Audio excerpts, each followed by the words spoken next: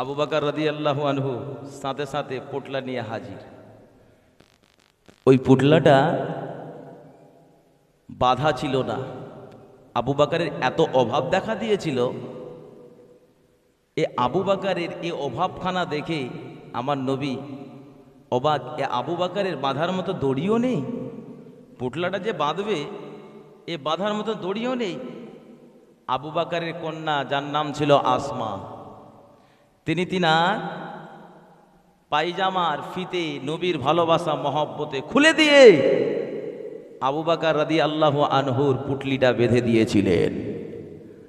আমার নবী বললেন, আহারে এ আশিকানা দিনের প্রতি নবীর প্রতি আমার নবী আসমান লকব দিয়ে দিলেন জাতুর নিকাতাইন। একবার জোরে বলুন সুবহানাল্লাহ। আমার আপনার নবী বললেন, বাবা আবু বকর চলো। আবু বকর ওই সময় কি করলেন, আবু বকরের বাড়ি আবু বকরের গোলাম যার নাম ছিল আমর বিন ফুহাইরা, তিনাকে বললেন, এই তুমি আমর বিন ফুহাইরা, তুমি আমার দুধওয়ালা বকরি নিয়ে তুমি কারেশ্বরের কাছে চলে যাও। আর একজন পথ প্রদর্শক ছিলেন, কারণ নবী মক্কা থেকে আশরিফে যাবেন, সোজা রাস্তা যাবেন না, তিনি সহজ রাস্তা যাবেন না, তিনি একটু ঘুরে যাবেন, উল্টো রাস্তা দিয়ে যাবেন। ধরেন এ আমাদের জালালপুর, আপনারা এই মহদীপুরের মানুষ যাবেন জালালপুর, সহজ হচ্ছে যদুপুর হয়ে আর আমাদের ছত্রগাছি হয়ে, দুটোই সহজ রাস্তা। কিন্তু আপনি কি মনে করলেন যে আমাকে যদি খোঁজ করে তাহলে এই দুটো রাস্তায় খোঁজ করবে।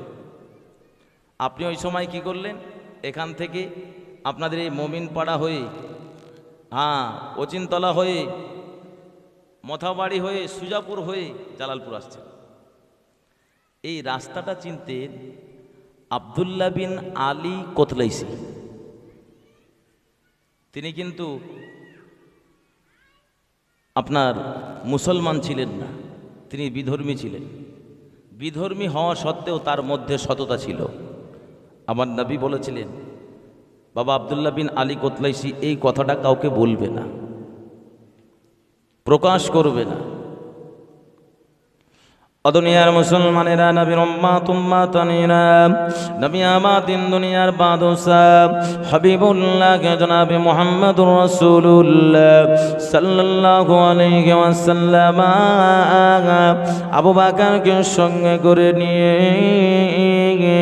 উল্টো রাস্তা দিয়ে বাবা কারেশ্বর নামক জায়গা বেরিয়ে যাচ্ছেন। এমন সময় আমার আপনার নবী গিয়ে পৌঁছালেন সোমবারের দিন। আল্লাহ নবী সেই জায়গা পৌঁছানোর সাথে সাথে এমন সময় দেখা যায় কারেশ্বরে বাবা জঙ্গলে ভরপুর হয়েছিল। আবু বকর বললেন, ইয়া রাসূলুল্লাহ হাবিবাল্লাহ, অনেকেই জঙ্গল রয়েছে গুহার মধ্যে, আমি আবু বকর পরিষ্কারখানা করিনি, সমস্ত জঙ্গলখানা পরিষ্কার করে দিলেন। আমার নবীকে নিয়ে আবু বকর সিদ্দিক রাদিয়াল্লাহু আনহু গুহার ভিতরে প্রবেশ করলেন। আল্লাহ নবীকে বলেছিলেন, ইয়া রাসূলুল্লাহ হাবিবাল্লাহ, হুজুর আপনি আমার উরুতে মাথা রেখে আরাম ফরমান, আপনি অনেক ক্লান্ত শ্রান্ত হয়ে রয়েছেন। আমার নবী বলেন, বাবা আবু বকর, আমরা তো দুজনে একই রাস্তায় আসলাম, আমি যদি ক্লান্ত হয়ে যাই তুমিও তো ক্লান্ত হয়ে থাকবে। ওই সময় আবু বকর বলেছিলেন, ইয়া রাসূলুল্লাহ হাবিবাল্লাহ, ক্লান্ত হতে পারে, কিন্তু আপনার যত চাপ রয়েছে আমি আবু বকর আমার তো ততটা চাপ নাই, কারণ আপনি হলেন আল্লাহর নবী, সমস্ত দায়িত্ব আপনার, আপনি হলেন আমাদের নেতা। ইয়া রাসূলুল্লাহ হাবিবাল্লাহ, আমি আবু বকর বড় খুশি হব আপনি যদি আমার উরুতে মাথা রেখে আপনি যদি আরাম করেন। নওজওয়ান যুবকেরা, তরুণীরা, বাচ্চারা, আবু বকরের কথা আমার নবী ফেলতে পারলেন না। আল্লাহ নবী গাড়ির সুরের ভেতরে এমন সময় আবু বকরের উরু মোবারকে মাথা রেখে ঘুমিয়ে পড়লেন। আবু বকরের নজরে পড়ে যায় গাড়ির সুরের ভিতরে অনেকটা বাবা গর্ত রয়েছে। এমন সময় আবু বকরের মাথায় একটা পাগড়ি ছিল, কোন রেওয়ায়েতে আছে না না গলায় এমনি করে একটা চাদর ছিল। আবু বকর রাদিয়াল্লাহু আনহু ওই পাগড়িটা এমনি করে ছিঁড়ে ছিঁড়ে বাবা ওই এমনি করে গর্তটা বন্ধ করে দেয়, সমস্ত টুকরো কাপড়ের শেষ হয়ে যায়।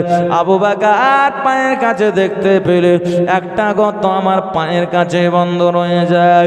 আমি আবু বকর আর আমার কাছে কোনো জিনিস নাই। রাতে আবু বকর ওই সময় কি করলেন?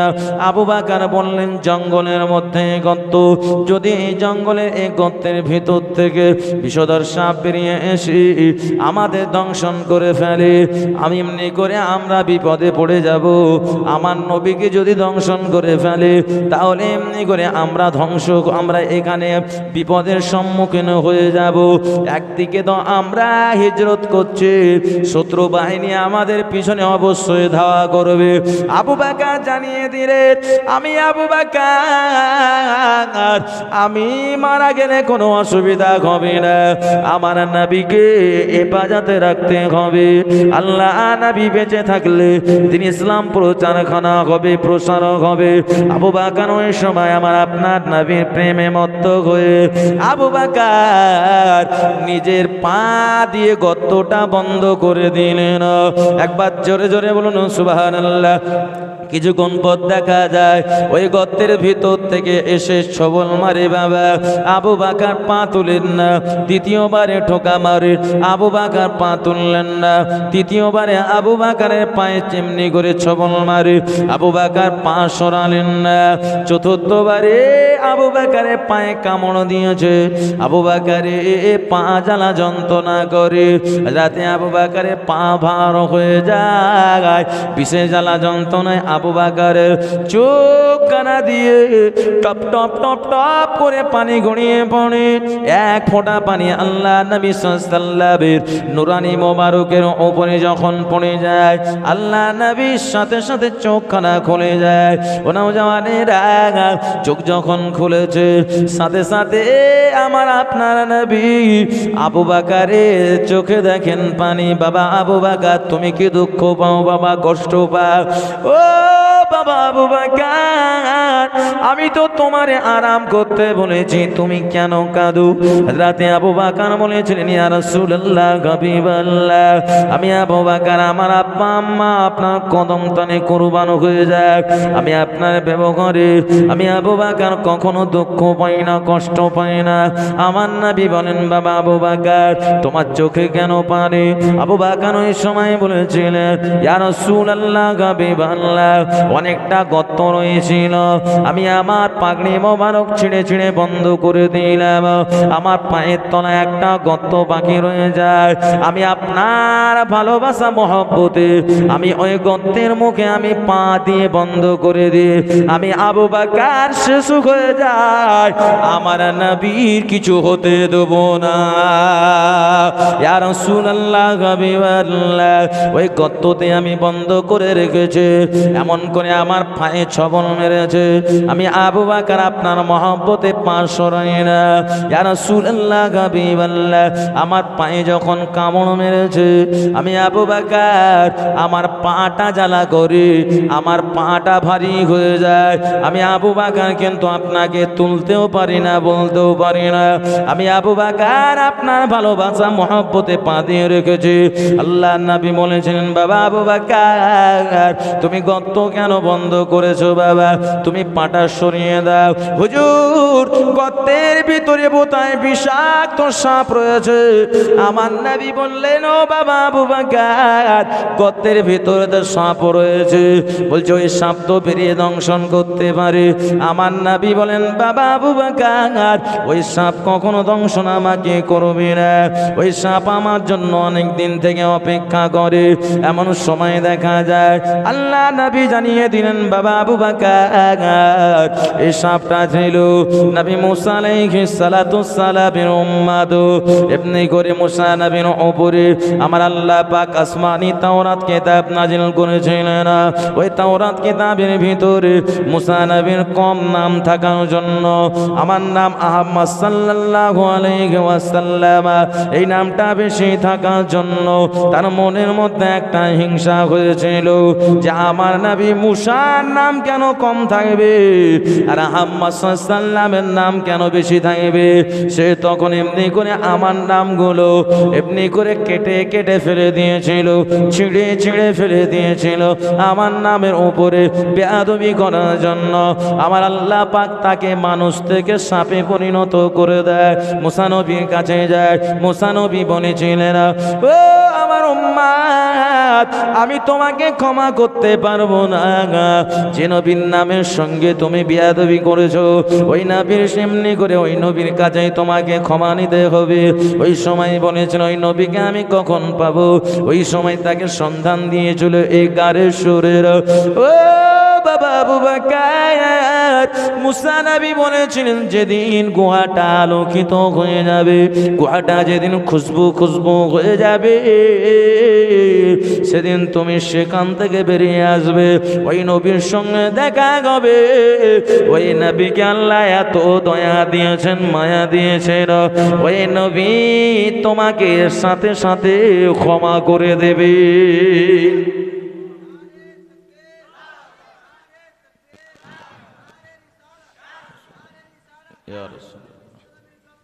জিন্দাবাদ জিন্দাবাদ। আমার ভাই জানে না যে আপনার আবু বকরকে পা সরাতে বললেন, গলগল গলগল করে বিশাল বড় সাপ বেরিয়ে পড়ল। আমার নবীর কাছে তার ভাষায় ক্ষমা চাইল।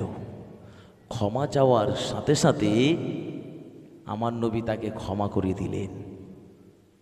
ও যে রূপ ধারণ করেছিল আবার আগেকার মানুষ হয়ে সাথে সাথে ওই ব্যক্তিটা ইন্তেকাল করল, ইন্তেকাল হয়ে গেল। আবু বকর অবাক।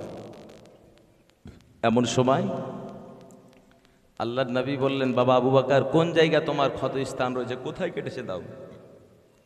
আমার নবী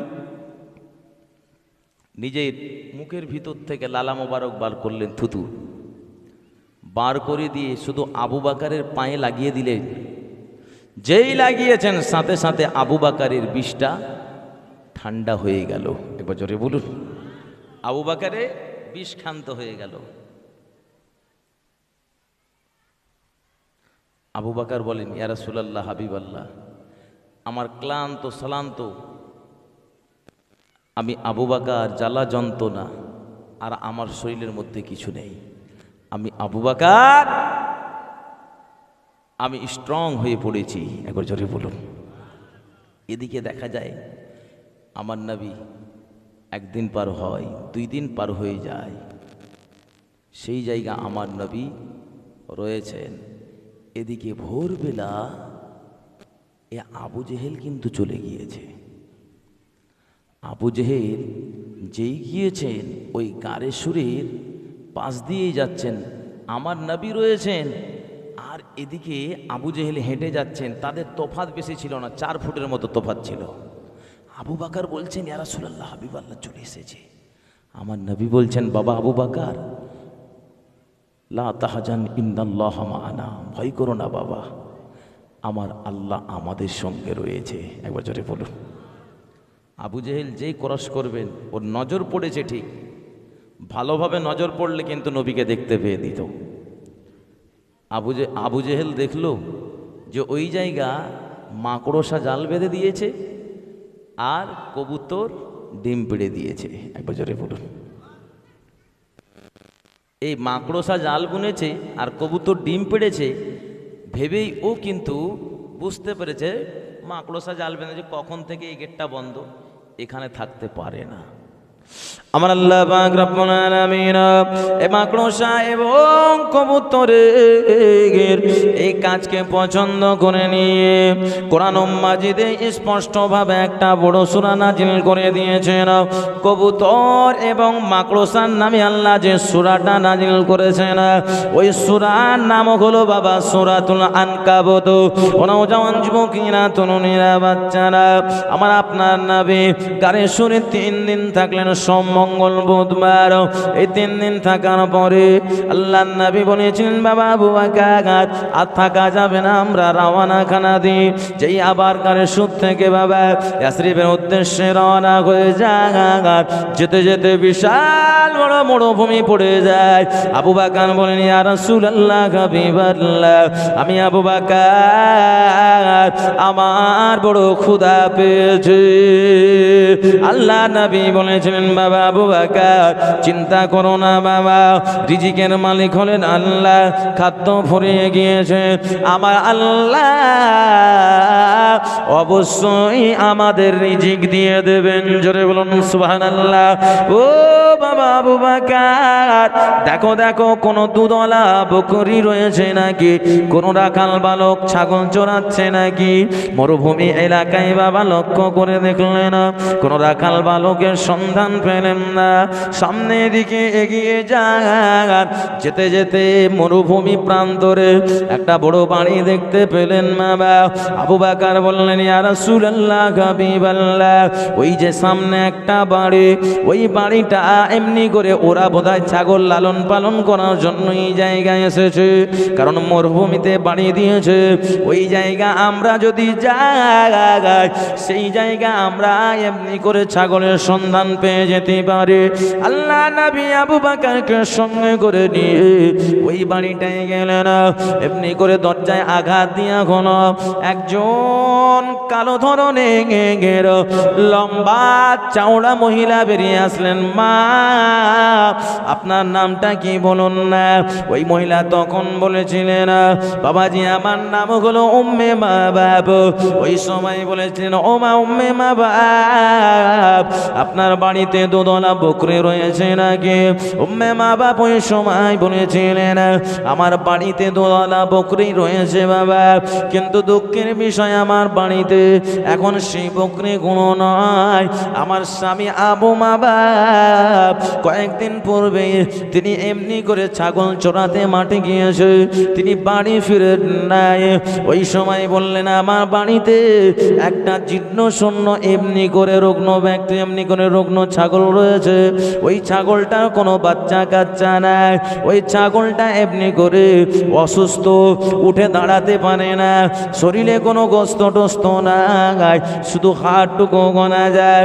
আমার নবী বললেন বাবা আবু বকর ছাগলটা দেখতে যাও। রাতে আবু বকর ছাগলটা দেখতে গেলেন। ওই ছাগলটা দেখে আবু বকর বললেন মা, এই ছাগলটা আমি আমার নবীর কাছে নিয়ে যাই। উম্মে মাবাব ওই সময় বলেছিলেন ও বাবাজি কি আপনি ছাগলটা করবেন? আবু বকরের জবান থেকে বেরিয়ে যায় মা, এই ছাগলের দুধ দহন করা হবে। কি হবে? দুধ দহন করা। যে ছাগলের বাচ্চা হয়নি, একদিকে তো অসুস্থ, যেটাকে আমরা বলি পাঁঠি, পাঁঠি কি গো আমরা বলি না, পাঠিয়া, ওই ছাগল, ওই ছাগল দুধ দেবে, বাচ্চা হয়নি। আবু বকর বলছেন দুধ দেবে, দুধ দহন করা হবে। ছাগলের শুধু হাড়গুলো গনা যায়। ছাগলটা তুলে নবীর কাছে নিয়ে গেলেন। নবী বললেন বাবা আবু বকর পেয়ালা আনতে বলো। একটা পেয়ালা, পেয়ালা আনার জন্য আবু বকর বললেন মা একটা পেয়ালা দেন। বলছে পেয়ালা কি হবে? বলে দুধ দহন করা হবে। উম্মে মা বাপ ভাবছেন যে বোধহয় আর কি করে বলল, সত্যি সত্যি তো এরা আবার পেয়ালা চাইছে, এদের মাথা ফাথা কি খারাপ হয়ে গেছে নাকি? কারণ এ ছাগল দুধ কি করে দেবে? এমনি তো উঠে দাঁড়াতে পারে না, আর একে তো বাচ্চাই হয়নি, এই ছাগল কি করে দুধ দেবে? উম্মে মা বাপকে আবার বলে মা আপনি আনুন না। উম্মে মা বাপ বলেন যে এরা পাগলের মতন কথা বলে, কিন্তু এদের দেখে পাগল মনে হয় না, এদের দেখে তো অনেক চালাক মনে হয়, এদের মধ্যে যার ভুরুটা জোড়া লেগে রয়েছে তার চেহারা দেখে মনে হয় আসমানের চাঁদ হার মেনে যাবে। এক বছরে বলো, এরা তো অতি চালাক মানুষ, কিন্তু এরকম কেন কথা বলে? মা আপনি আনুন না, পেয়ালাটা আনুন। পেয়ালা আনলেন, ছোট্ট পেয়ালা। বলছে এই পেয়ালা কি হবে, বড় পেয়ালা আনো। উম্মে মা বাপের মন খারাপ, বলছে এরা বিরক্ত করে ফেলবে, কি যে করবে। উম্মে মা বাপ বাধ্য হয়ে বড় একটা পেয়ালা এনে দিলেন।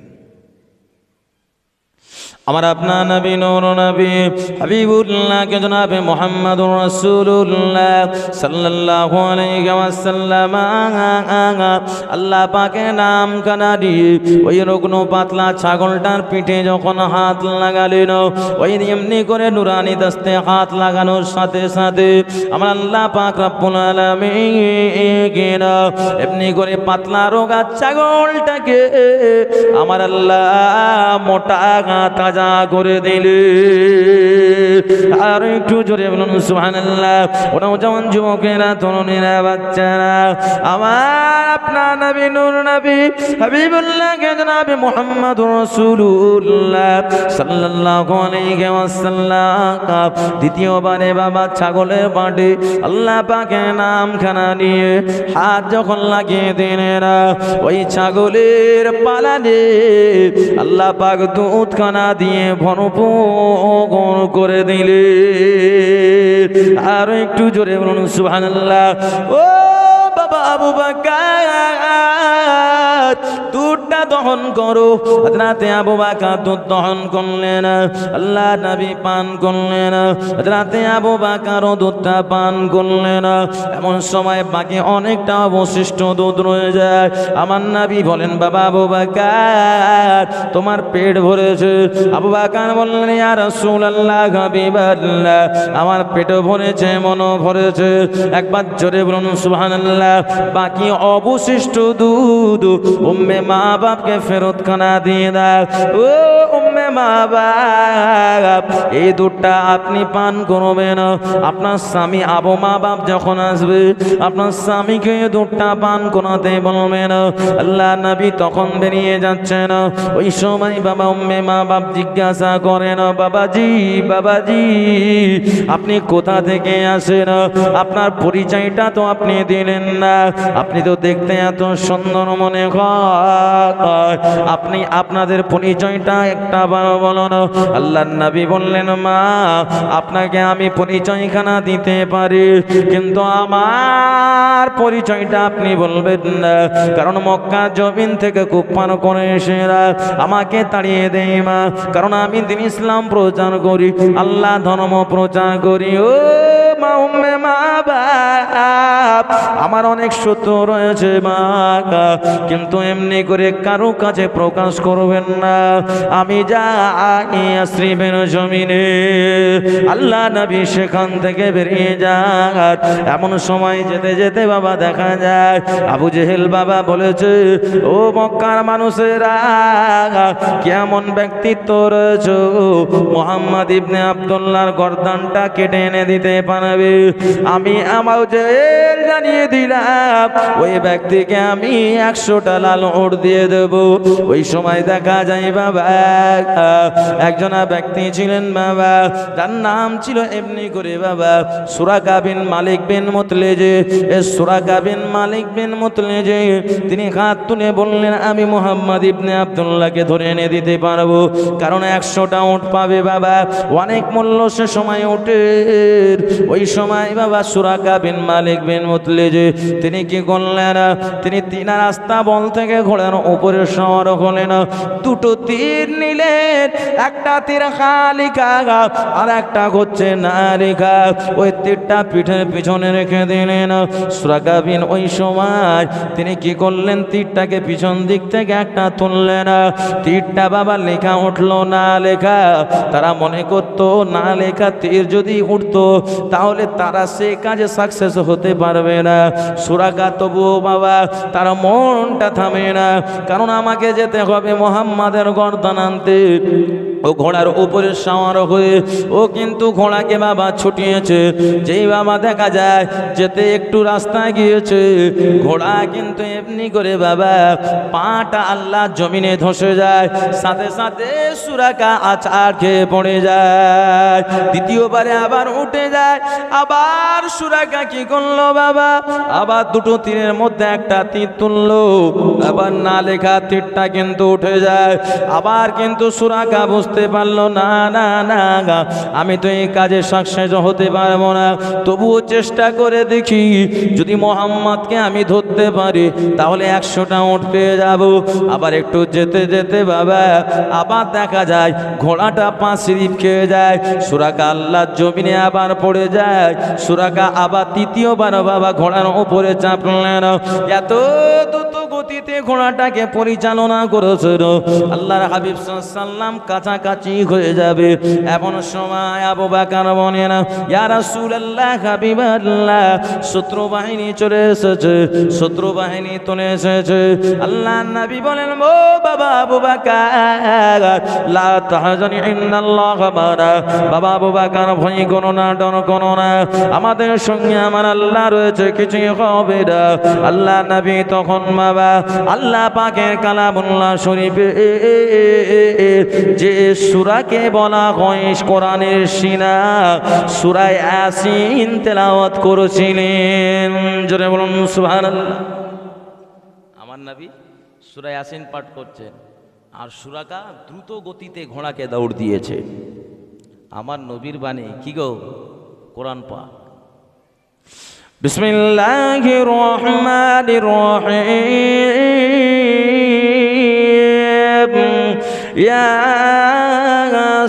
ইয়াসিন ওয়াল কুরআনিল হাকীম, ইন্নাকা লামিনাল মুরসালিন আলা সিরাতিম মুস্তাকিম, তানজিলাম মির রাব্বির রহিম। জোরে হবে না, আর একটু চিল্লা হবে না, নারী দেখবে। ও নওজওয়ানেরা, ও যুবকেরা, তরুণেরা, বাচ্চারা, যেই সুরাকা নবীর কাছাকাছি গিয়েছে, আল্লাহর হাবিব সাল্লামের নুরানি জবান থেকে নুরানি কোরআন পাক তেলাওয়াত সুরে সুরাকা হিদায়াত পেয়ে যায়। জোরে বলুন সুবহানাল্লাহ। এই তাই এমনি করে আয়াতগুলো, এই বাণীগুলো দুনিয়ার কোনো বাণী নয়, মানুষের বানানো নয়, স্বয়ং এই আয়াতে কারিমাগুলো আল্লাহ পাকের পক্ষ থেকে নাজিল হয়েছে। জোরে বলুন সুবহান, আর একটু জোরে বলুন সুবহানাল্লাহ। সুরাকার সাথে সাথে আল্লাহর হাবিব সাল্লাল্লাহু আলাইহি ওয়াসাল্লামের শত্রুতা ভুলে গিয়ে আমার নবীর প্রেমে পড়ে গিয়ে বলেন, ইয়া রাসূলুল্লাহ হাবিবাল্লাহ, হুজুর আপনি দাঁড়িয়ে যান, আমি সুরাকা আপনার ভালোবাসায় দেওয়ানা। আর একটু জোরে বলুন সুবহানাল্লাহ। হুজুর আপনি আমাকে ঈমানের কলেমা পড়িয়ে মুসলমান করে দেন। সুরাকাকে আল্লাহর হাবিব সাল্লাল্লাহু ঈমানের কলেমা পড়িয়ে মুসলমান করে দিলেন। আর জোরে হবে না। সুরাকা যেই ইসলাম ধর্ম গ্রহণ করেছেন, সুরাকা আর আবু জেহেলের কাছে যায়নি। সুরাকার নাম আবার শুনতে পাবে, মনে রাখবেন। এই সুরাকা হিজরতের সময় ইসলাম গ্রহণ করলো। আবু জেহেল জানে যে সুরাকা মুহাম্মাদের বিরোধিতাই করবে, কিন্তু এদিকে সুরাকা ইসলাম গ্রহণ করেছেন। একবার জোরে বলুন। এমন সময় আমার নবী আবু বকরকে নিয়ে এগিয়ে যাচ্ছেন।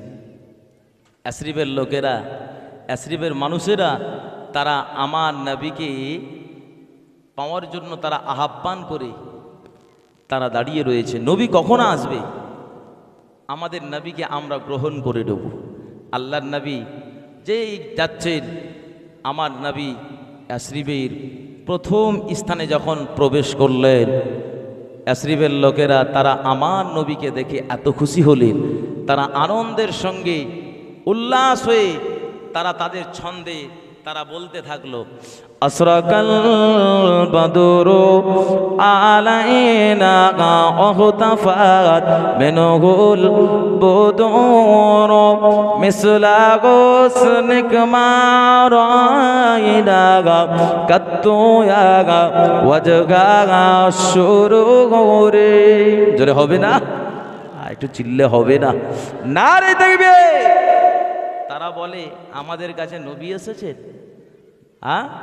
মনে হয় আসমানের চাঁদ আমাদের আশরিফে নেমে এসেছে। একবার জোরে বলুন, আশরিফের চাঁদ, আসমানের চাঁদ আমাদের আশরিফে নেমে এসেছে। তারা নবীকে পেয়ে এত খুশি হলেন, তারা সে সময় বললেন এই আশরিফের লক্ষণ ভালো নয়, এই আশরিফ নাম আমরা ত্যাগ করে দেব, আমার নবীর নামে নাম রেখে দেব।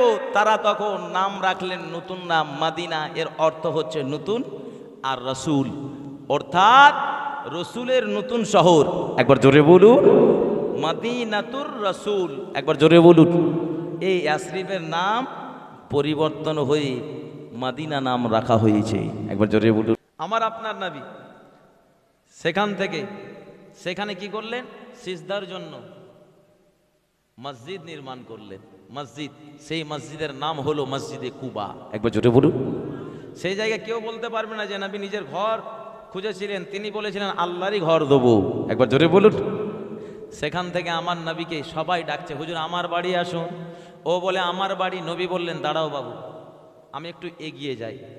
আমার নবী একটু এগোতে এগোতে সাথে সাথে কোরআনুম মাজিদের আয়াতে কারিমা সূরা জুমার আয়াত নাজিল হয়ে যায়। হুজুর আপনি জুমা কায়েম করুন, সাপ্তাহিক জুমা, যেটা বলা হয় ঈদ। আমার নবী বাতনে ওয়াদি নামক জায়গা যে পৌঁছেছেন, সেই জায়গায় জুমায় আয়াতে কারিমা নাজিল হয়েছে। ওই বাতনে ওয়াদি নামক জায়গায় আমার নবী সর্বপ্রথম জুমা আদায় করলেন। একবার জোরে বলুন। সেই জায়গা মসজিদে জুমা রয়েছে। আল্লাহর হাজি বান্দা যিনারা গিয়েছেন দেখে এসেছেন মসজিদে জুমা। সেখান থেকে এবার নবীকে বলছেন হুজুর আমার বাড়ি আসুন। ও বলে আমার বাড়ি আসুন। সবাই নবীকে মেহমান করতে চায়। আমার নবী বলছেন সাহাবীরা শুনো, তোমরা সবাই ডাকো, আমি একটা জান কার বাড়ি যাব, কারণ এখন সময় কম, আমাকে ঠিক জায়গা যেতে হবে। যার বাড়ি আমার প্রয়োজন আমি বলবো না, কারণ একজনের বাড়ি গেলে বাকিরা সবাই দুঃখ পাবে। তার থেকে ভালো আমি দায়িত্ব দিয়ে দিলাম আমার আলকাসুয়া নামক উট, যার বাড়ি গিয়ে উঠবে তার বাড়ি আমি গিয়ে হাজির হয়ে যাব। সবাই মেনে নিল। ওরা সবাই ভাবতে লাগলো যে উট কোথায় যাবে, উটকে একটু লোভ দেখাবো। কি লোভ? উট কিন্তু বাবলা গাছের পাতা খেতে পছন্দ করে। ওরা বাবলা গাছের পাতা নিল। এই বাবলা গাছের পাতা নিয়ে সবাই নিজের নিজের ঘরের দরজায় উঠোনে দাঁড়িয়ে রয়েছে। আগে যারা রয়েছে, প্রথম দিকে যারা রয়েছে, যে উট আসবে ওইখানে যারা রয়েছে, এখানকার লোকের মনে হিংসা হচ্ছে, হায় রে হায় যদি ওর বাড়ি ঢুকে যায়, ওর বাড়ি ঢুকে যায়। তারপরে এটা বলছে ওর বাড়ি যদি ঢুকে যায়, কারণ ও বাবলা গাছের পাতা নিয়ে দাঁড়িয়ে রয়েছে। এই করতে করতে উট কিন্তু একটা দুটো যেই পার হচ্ছে, ও বলে এবার আমি সুযোগ পেয়েছি, ওরটাও খেলো না। বাকিটা বলছে এবার আমি সুযোগ পেয়েছি, আবার তারপরে এটা বলছে আমি সুযোগ পেয়েছি, কারু খেলো না। নবীর উট লোভনীয় নয়।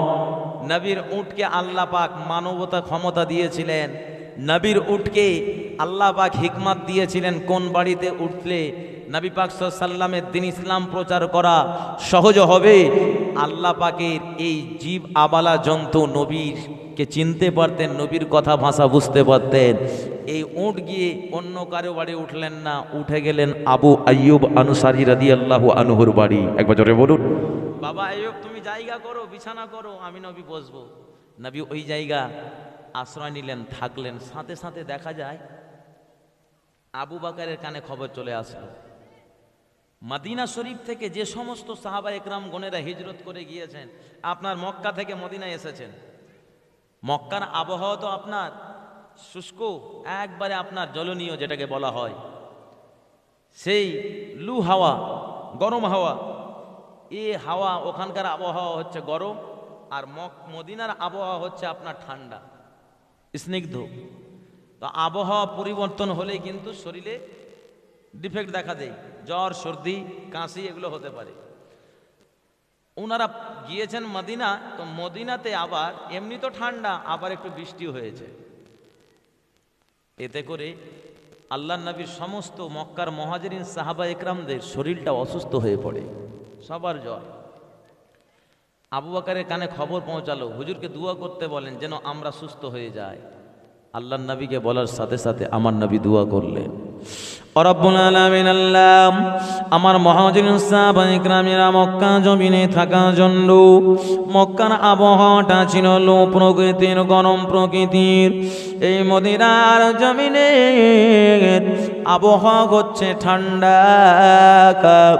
রব্বুল আলামিন আল্লাহ আমার মক্কার মুহাজিরিন সাহাবা ইকরামদেরও শরীরটা সুস্থ হয়েছে, জ্বর হয়েছে, সর্দি হয়েছে। আল্লাহ আমার সাহাবা ইকরামদের শরীরটাকে সুস্থ করে দেন, ভালো করে দেন, আরোগ্য করে দেন।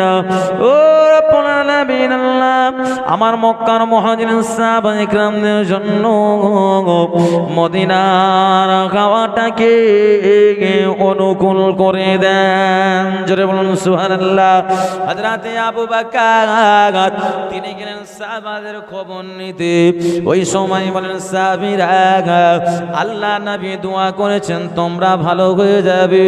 আল্লাহর হাবিব সাল্লাল্লাহু আলাইহি সাল্লামের মুহাজিরিন সাহাবা ইকরাম গণেরা বলেছিলেন, ও ভাই আবু বকর আমাদের নবী দোয়া আল্লাহ কবুল করে নিয়ে আমাদের জ্বর সত্যি ভালো করে দিয়েছেন। জোরে বলুন সুবহান, আর একটু জোরে বলুন সুবহানাল্লাহ।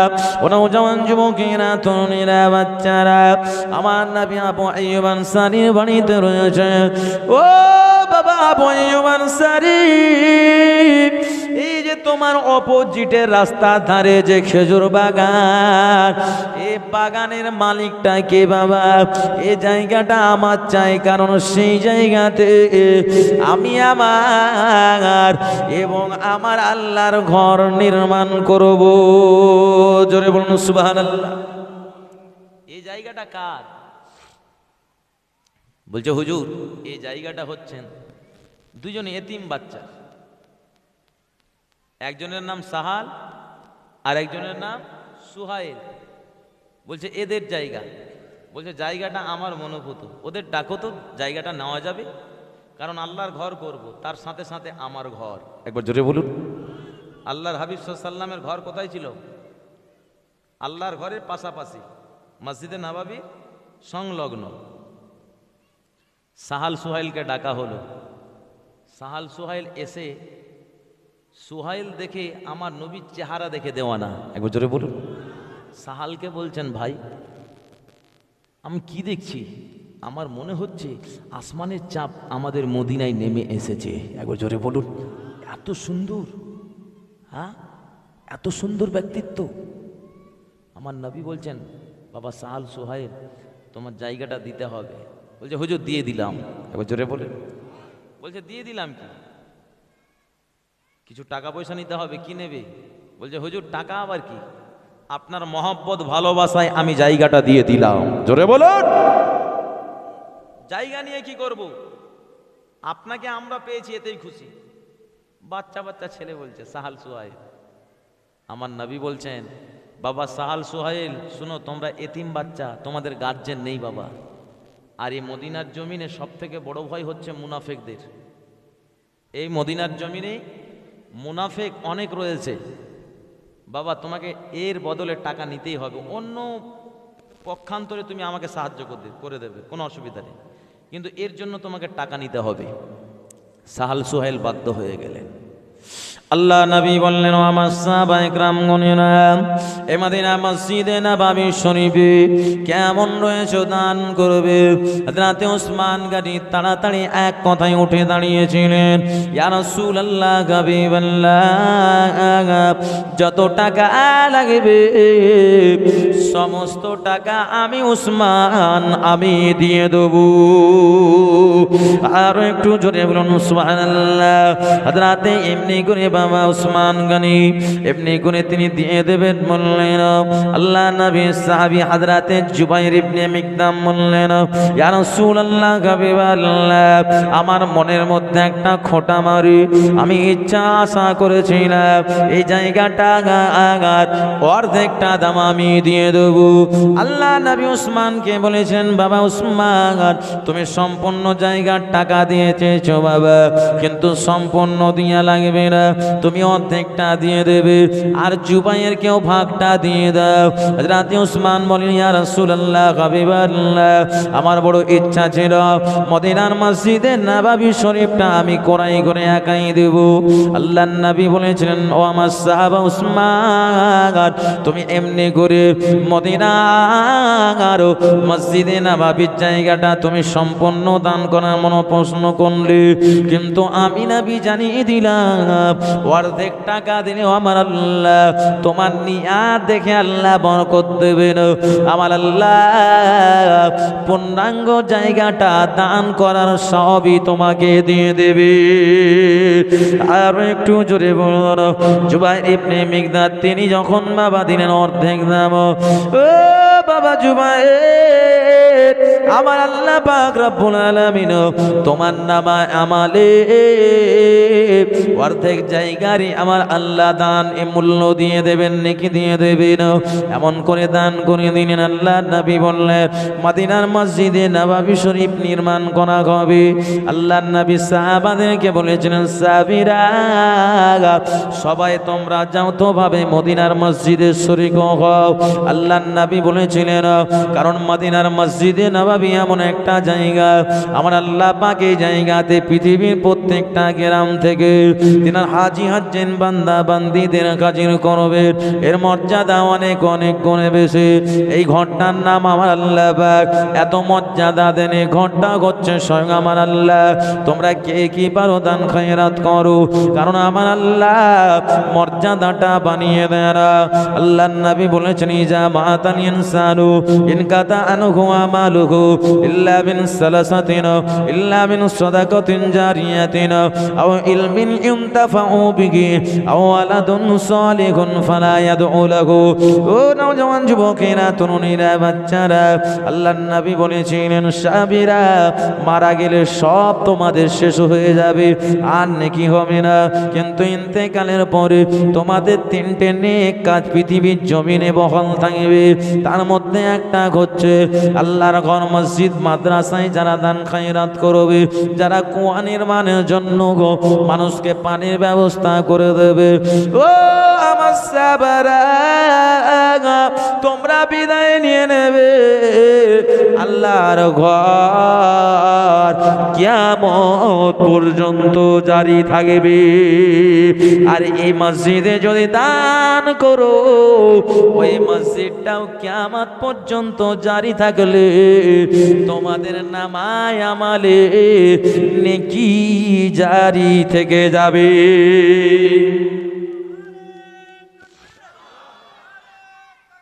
আল্লাহু আকবার, ইয়া রাসূলুল্লাহ।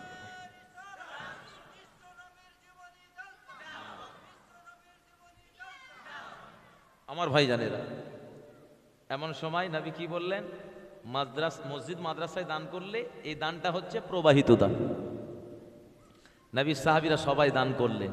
খেজুর গাছ ছিল, সেগুলো কাটলেন। কয়েকটা ইহুদিদের কবর ছিল, ওই কবরগুলোকে খুঁড়ে নিয়ে হাড়গুলো এক জায়গায় জড়ো করে রেখে এক জায়গায় পুঁতো দিলেন। মাটিটাকে একটু উলট পালট করে দিয়ে সেই জায়গা নবী খেজুর গাছের গুড়ি দিয়ে আপনার পিলার করা হলো, আর উপরে ছাউনি করা হচ্ছে, ছাদটা করা হচ্ছে খেজুর গাছের পাতা দিয়ে। এদিকে দেখা হয় 40 হাত লম্বা 40 হাত চওড়া সর্বপ্রথম মসজিদে নববী দেওয়া হলো। আল্লাহর নবী সাহাবা একরামদের নিয়ে নামাজ আদায় করছেন।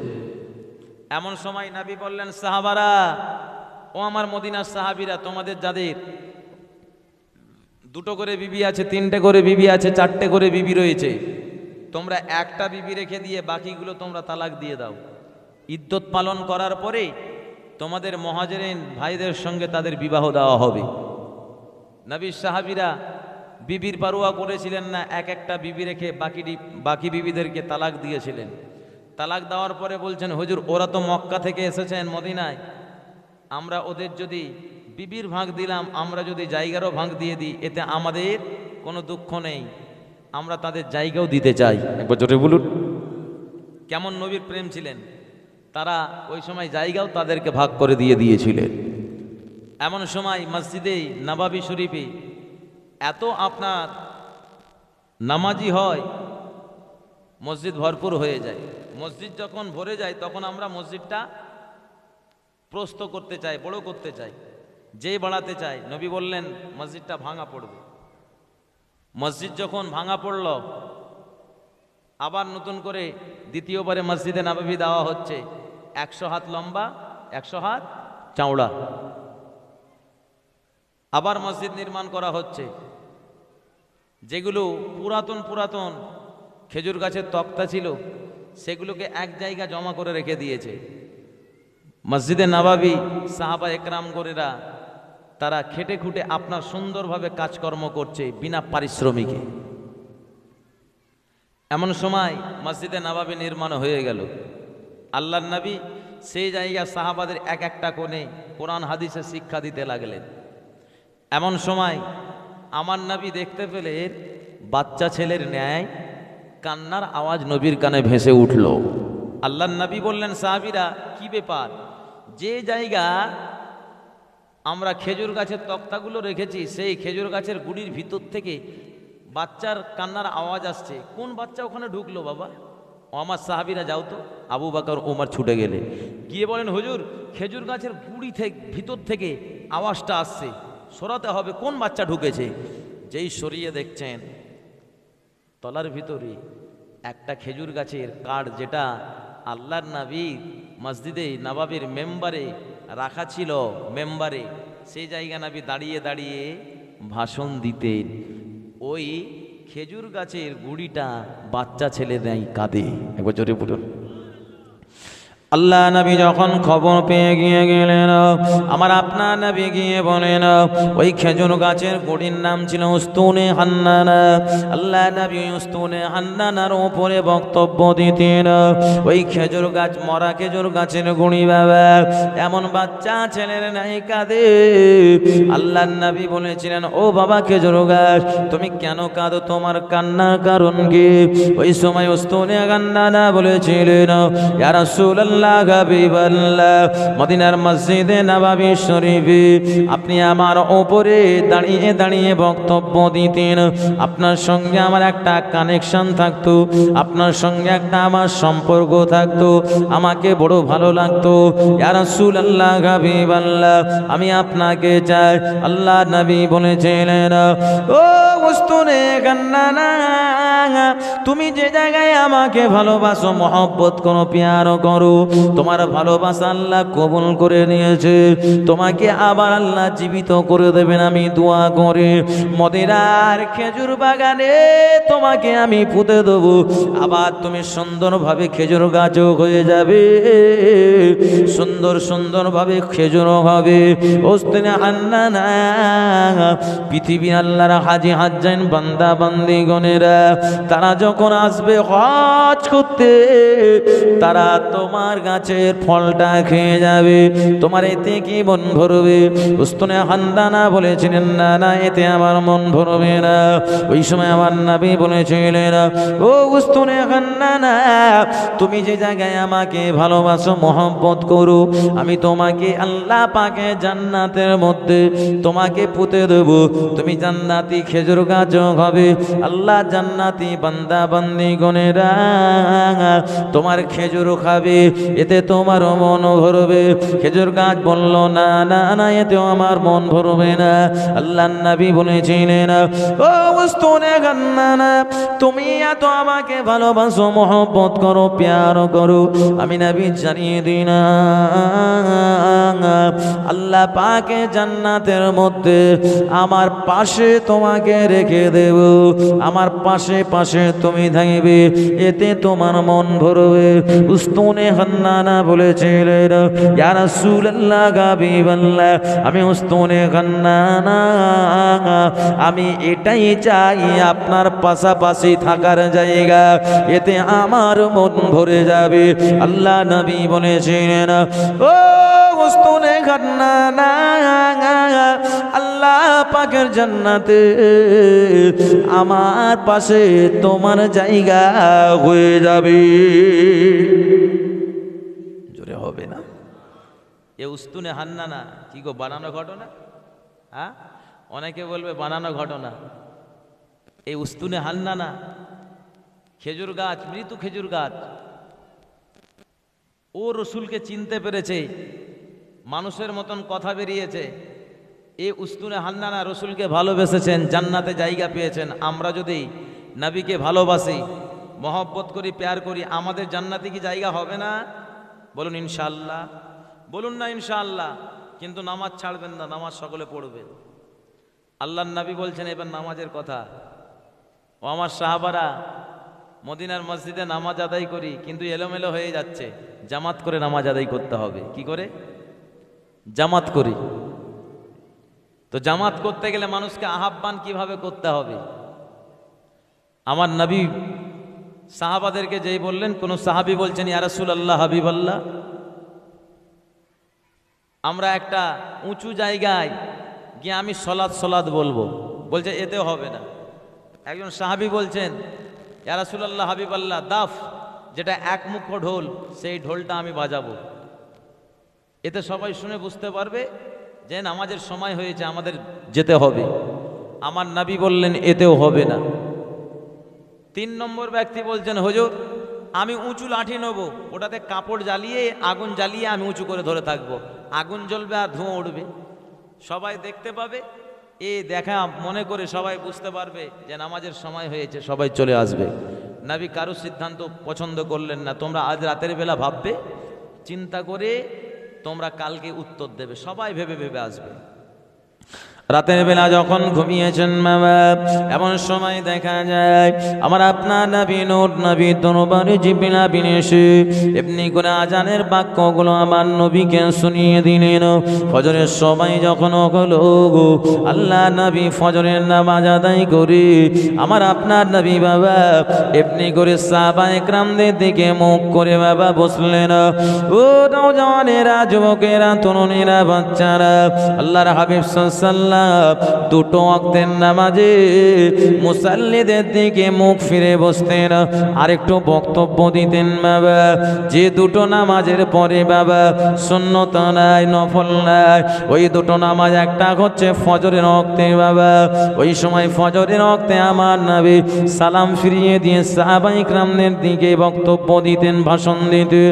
ও নওজওয়ানেরা, 2 নম্বর হলো আমার নবী আসরের নামাজের পরে এমনি করে সাহাবাদের দিকে মুখ ফিরে তিনারা এমনি করে বক্তব্য দিতেন। তাই সমস্ত ইমাম সাহেব গণেরা বাবা এমনি করে ফজরের ওয়াক্তে আর আসরের ওয়াক্তে নবীর সুন্নাতকে জিন্দা রাখার জন্য গো, আমরা সমস্ত আলেম ওলামা ইমামতি যারা করে, তারা আমরা মুসাল্লিদের দিকে না ফিরলে উত্তর দিকে মুখ করে আমরা দোয়া করি, কারণ এটা হচ্ছে আমাদের সুন্নাত বাবা। নওজওয়ান যুবকেরা, তরুণীরা, বাচ্চারা, আমার আপনার নবী নূর নবী তিনি যখন ফজরের নামাজ আদায় করে সাহাবায়ে কেরামদের জিজ্ঞাসা করেন, ও আমার সাহাবারা, ও আমার সাহাবীরা, তোমরা বাবা কি ভাবনা চিন্তা করে এসেছো? হযরতে আবু বকর ওমর বলেন, হুজুর, আমরা এমন বাক্য দেখেছি যেন এতে আপনারও নাম রয়েছে, এমনি করে সলাতের নাম রয়েছে, আল্লাহ পাকেরও নাম রয়েছে। এমন সময় দেখা যায় সমস্ত সাহাবারাই বলেন, ইয়া রাসূলুল্লাহ হাবিবাল্লাহ, আমরা স্বপ্ন দেখেছি আপনার নাম সলাতের নাম, আর তার সাথে সাথে আল্লাহ পাকেরও নাম লেখানো হয়েছে। হুজুর, আমাদের বাক্যগুলো মনে হয় না? আমার নবী বললেন, ও আমার সাহাবারা, ও আমার সাহাবীরা, শুনে রেখে দাও, আমি রাসূলুল্লাহ সেই বাক্যগুলো তোমাদের শুনিয়ে দিই। জোরে বলুন। আমার নবী সাথে সাথে বাক্যগুলো শুনিয়ে দিলেন। আল্লাহু আকবার, আল্লাহু আকবার, আল্লাহু আকবার,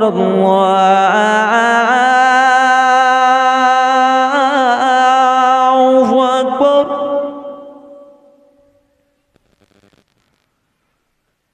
أشهد أن لا إله إلا الله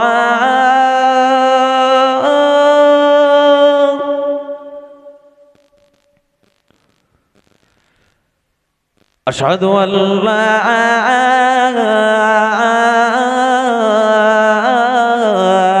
إله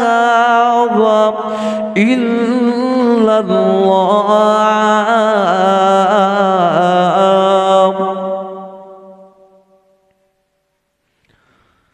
أشهد أن محمد رسول الله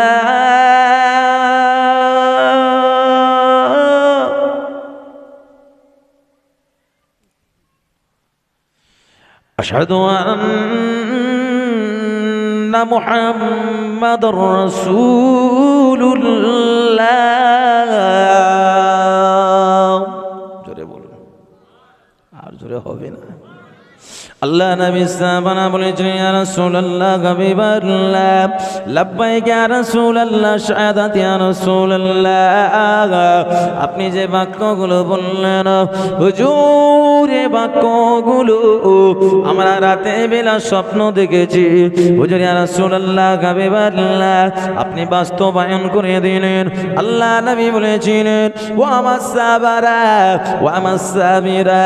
এই বাক্যগুলো আল্লাহর মালায়েকা ফেরেশতা হযরত জিবরাইল আলাইহিস সালাতুস সালাম আমাকে শুনিয়ে দিয়েছেন। জিবরাইল আমিন বলে দিলেন, এটা হলো আযান এলান করা। এই আযান হবে এমনি করে আল্লাহর নাম নিয়ে, আপনার নামে নামে হবে। এতে করে দেখা যায় তার সাথে সাথে সালাতের বাক্য আলাপ আলোচনা হবে। ইয়া রাসূলুল্লাহ, হাবিবাল্লাহ, এটাকে বলা হয় আযান। আর এই আযান যে ব্যক্তি এমনি করে দেবে, আযান নামাজের জন্য যে এমনি করে আহ্বান করবে, আযান খানা দেবে, তাকে বলা হয় মুয়াজ্জিন। আল্লাহর নবী বললেন যে এমনি করে নির্দ্বিধায় আল্লাহ পাকের ঘর মসজিদে আযান দেবার জন্য যে প্রস্তুত থাকবে আমার আল্লাহ পাক, তাকে বলা হয় মুয়াজ্জিন। আর হাসরের ময়দানে ওই মুয়াজ্জিনদের গণনাটাকে আল্লাহ লম্বা করে দেবে না, আর তাদের চেহারা থেকে আল্লাহ পাকের নূর চমকাবে। সমস্ত হাসরবাসী তাদের দেখে চিনতে পেরে যাবে যে এরা পৃথিবীর জমিনে আল্লাহর নাম নিয়ে নামাজের জন্য আহ্বান করত মুয়াজ্জিন ব্যক্তি। এই মুয়াজ্জিন ব্যক্তিদের আল্লাহ পাক অনেক অনেক গুণে মর্যাদা দিয়েছে। ও আমার সাহাবারা, এ আজান দেবার জন্য আমি মুয়াজ্জিন নির্বাচন করব। মুয়াজ্জিনটা কাকে করা যাবে? আমি নবী এই আজান দেবার জন্য অনেক ফজিলত রয়েছে। সমস্ত সাহাবীরা বলেন, আমার নাম বলুক, আমার নাম বলুক, আমার নাম বলুক। আমার নবী নিজেই নির্ধারণ করে দিলেন আজান দেবে আমার সাহাবী বেলাল। একবার জোরে বলুন।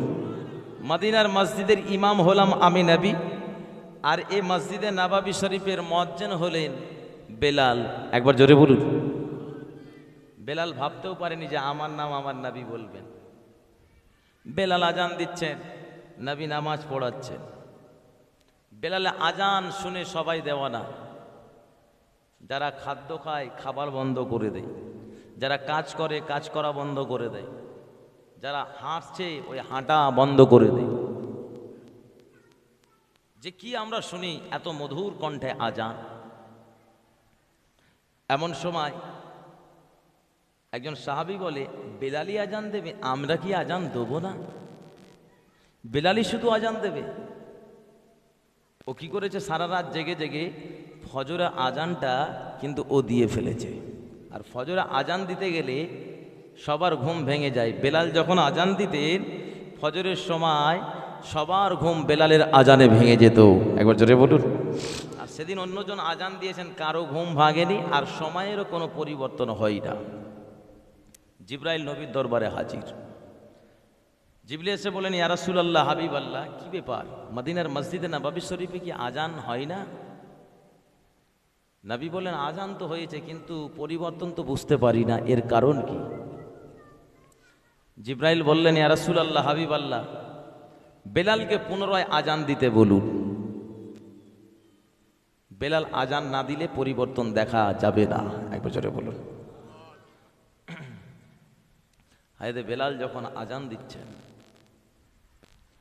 বেলালের আজানের তাসির স্বয়ং আল্লাহ পাক দেওয়ানা হয়ে গিয়েছে। আর জোরে হবে না, আল্লাহ দেওয়ানা।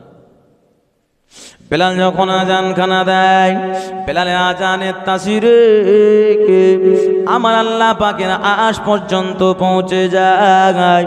ও নওজওয়ান যুবকেরা, তরুণেরা, বাচ্চারা, হযরতে বেলাল রাদিয়াল্লাহু তাআলা আনহু আজানের বাক্য শুনে এমন করে দেখা যায় জিবরিল আমিন আমার নবী দরবারে চলে আসে।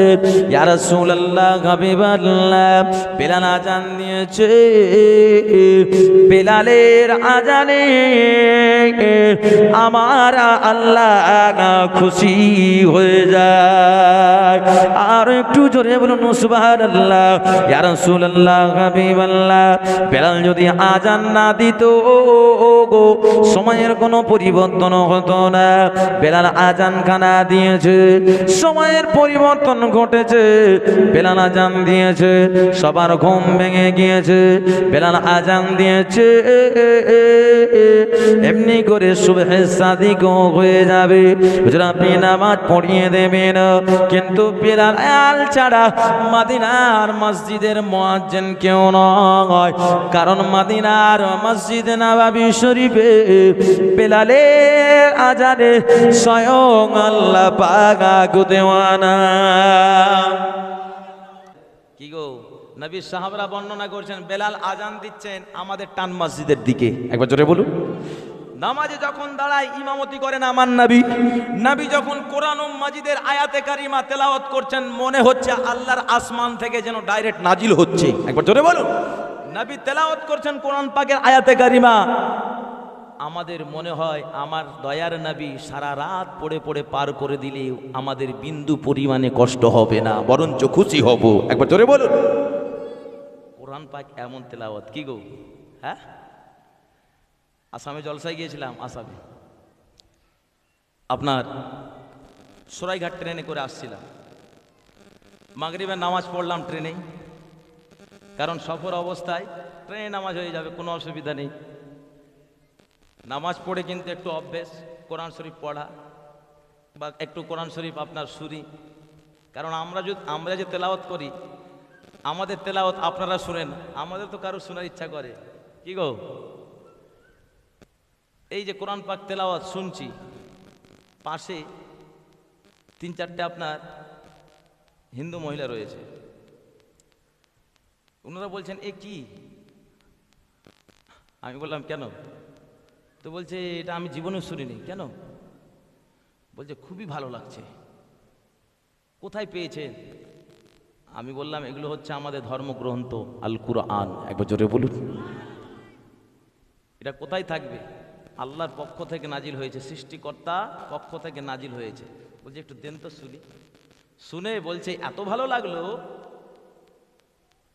জীবনে এত কিছু শুনেছি, সত্যি সত্যি আপনাদের ধর্মগ্রন্থর মধ্যে কি যে রয়েছে, আমার মনটা একবারে চাঙ্গা হয়ে গেল। একবার জোরে বলুন। ওর পাশে যদি কয়েকদিন থাকা যেত আর কোরআনের বাণীগুলো শোনানো যেত, ওই ঈমান আনা ছাড়া রাস্তা পেত না, কি গো। আল্লাহ হেদায়েত দিয়ে দিত। এই কোরআনের বাণী এইরকম। আমার ভাইজানেরা, কি গো, অসুবিধা হচ্ছে? চলবে তো নাকি? কারণ একটু আগিয়ে যায়, কেউ উঠবেন না তো, প্রয়োজন সেরে এসে আবার বসে যাবেন। কি, আমি তো একবারও উঠি, আমি নাবি কি? সব জায়গা বলে অবাক হয়ে যায়, একটা বক্তা উঠে 3 ঘন্টা বক্তব্য দেয়, তো মিডিলে একবার উঠতে হয় না। আল্লাহর হুকুম, আমি একবার উঠলে একবার ডাইরেক্ট নাবি।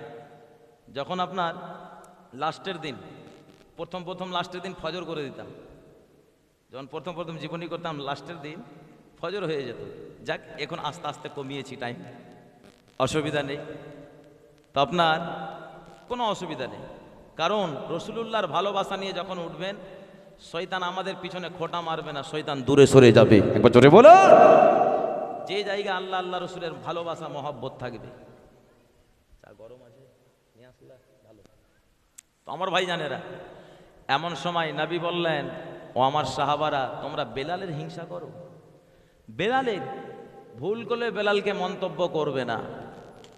আল্লাহ নবী বলেছিলেন, ও বাবা আমার সাহাবীরা, এমনি করে মদিনার মসজিদে নববী শরীফে আমি মুয়াজ্জিন বেলালকে করেছি। এই বেলাল সম্বন্ধে তোমাদের ধারণা নাই। আমি রাসূলুল্লাহ আল্লাহ পাকের মেরাজে যখন গিয়েছিলাম, আমি মেরাজ শরীফে গিয়ে আমি কি কারো এমনি করে আওয়াজ পাই না। আমি রাসূলুল্লাহ আল্লাহ পাকের আরশে আজিমে যখন আমি এমনি করে উঠি, আমি ওই সময় গিয়ে আমার কোন সাহাবায়ে কেরামের পায়ের আওয়াজ পেলাম না। আমার সাহাবী বেলালের পায়ের আওয়াজ শুনতে পেয়েছিলাম। ও আমার সাহাবারা, ও আমার সাহাবীরা, আমি সেই দিন ভেবেছিলাম আমার সাহাবী বেলালের পায়ের আওয়াজ কেন শুনতে পেলাম। আমি বেলালকে জিজ্ঞাসা করব। আমি বেলালকে জিজ্ঞাসা করেছিলাম, ও বাবা বেলাল, তুমি কি এমন আমল করো? রাতে বেলাল বলেছিলেন, ইয়া রাসূলুল্লাহ হাবিবাল্লাহ, আমি বেলাল তেমন কোনো আমল করতে পারি না।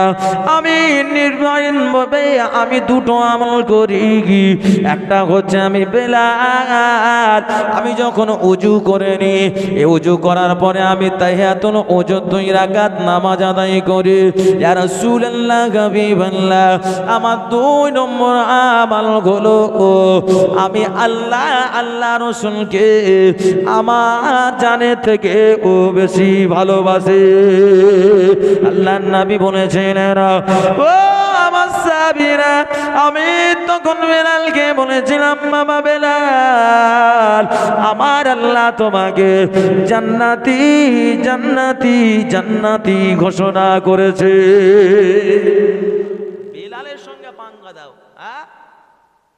বেলালের সঙ্গে তোমরা কখনো হিংসা করিও না, কারণ বেলালকে মুয়াজ্জিন আমি রাখিনি, নির্বাচন করেছেন স্বয়ং আমার আল্লাহ। একবার জোরে বলুন, একবার মন খুলে উচ্চ আওয়াজে দরুদ আল্লাহুম্মা।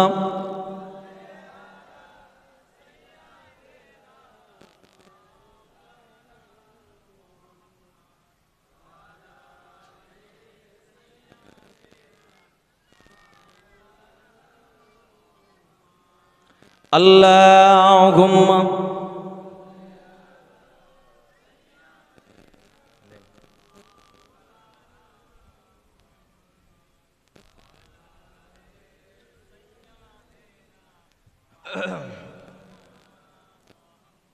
আমার ভাই জানেরা, সেখান থেকে এবার আমার নবী মক্কার জমিনে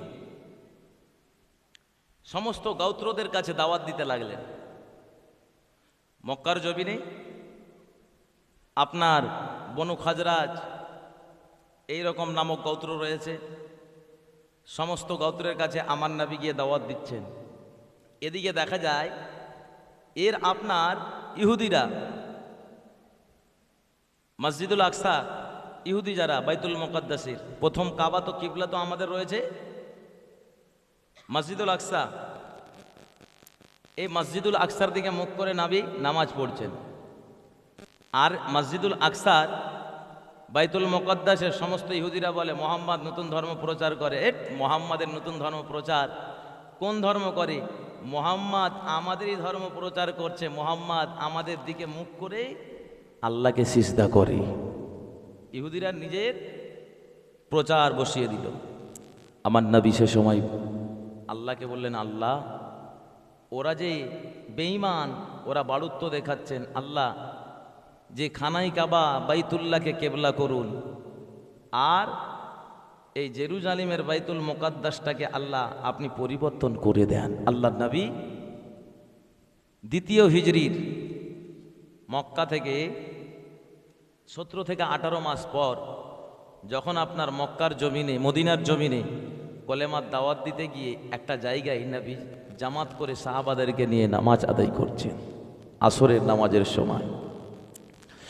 আসরের নামাজ আমার নবী 2 রাকাত বাইতুল মুকাদ্দাসের দিকে মুখ করে নামাজ আদায় করলেন।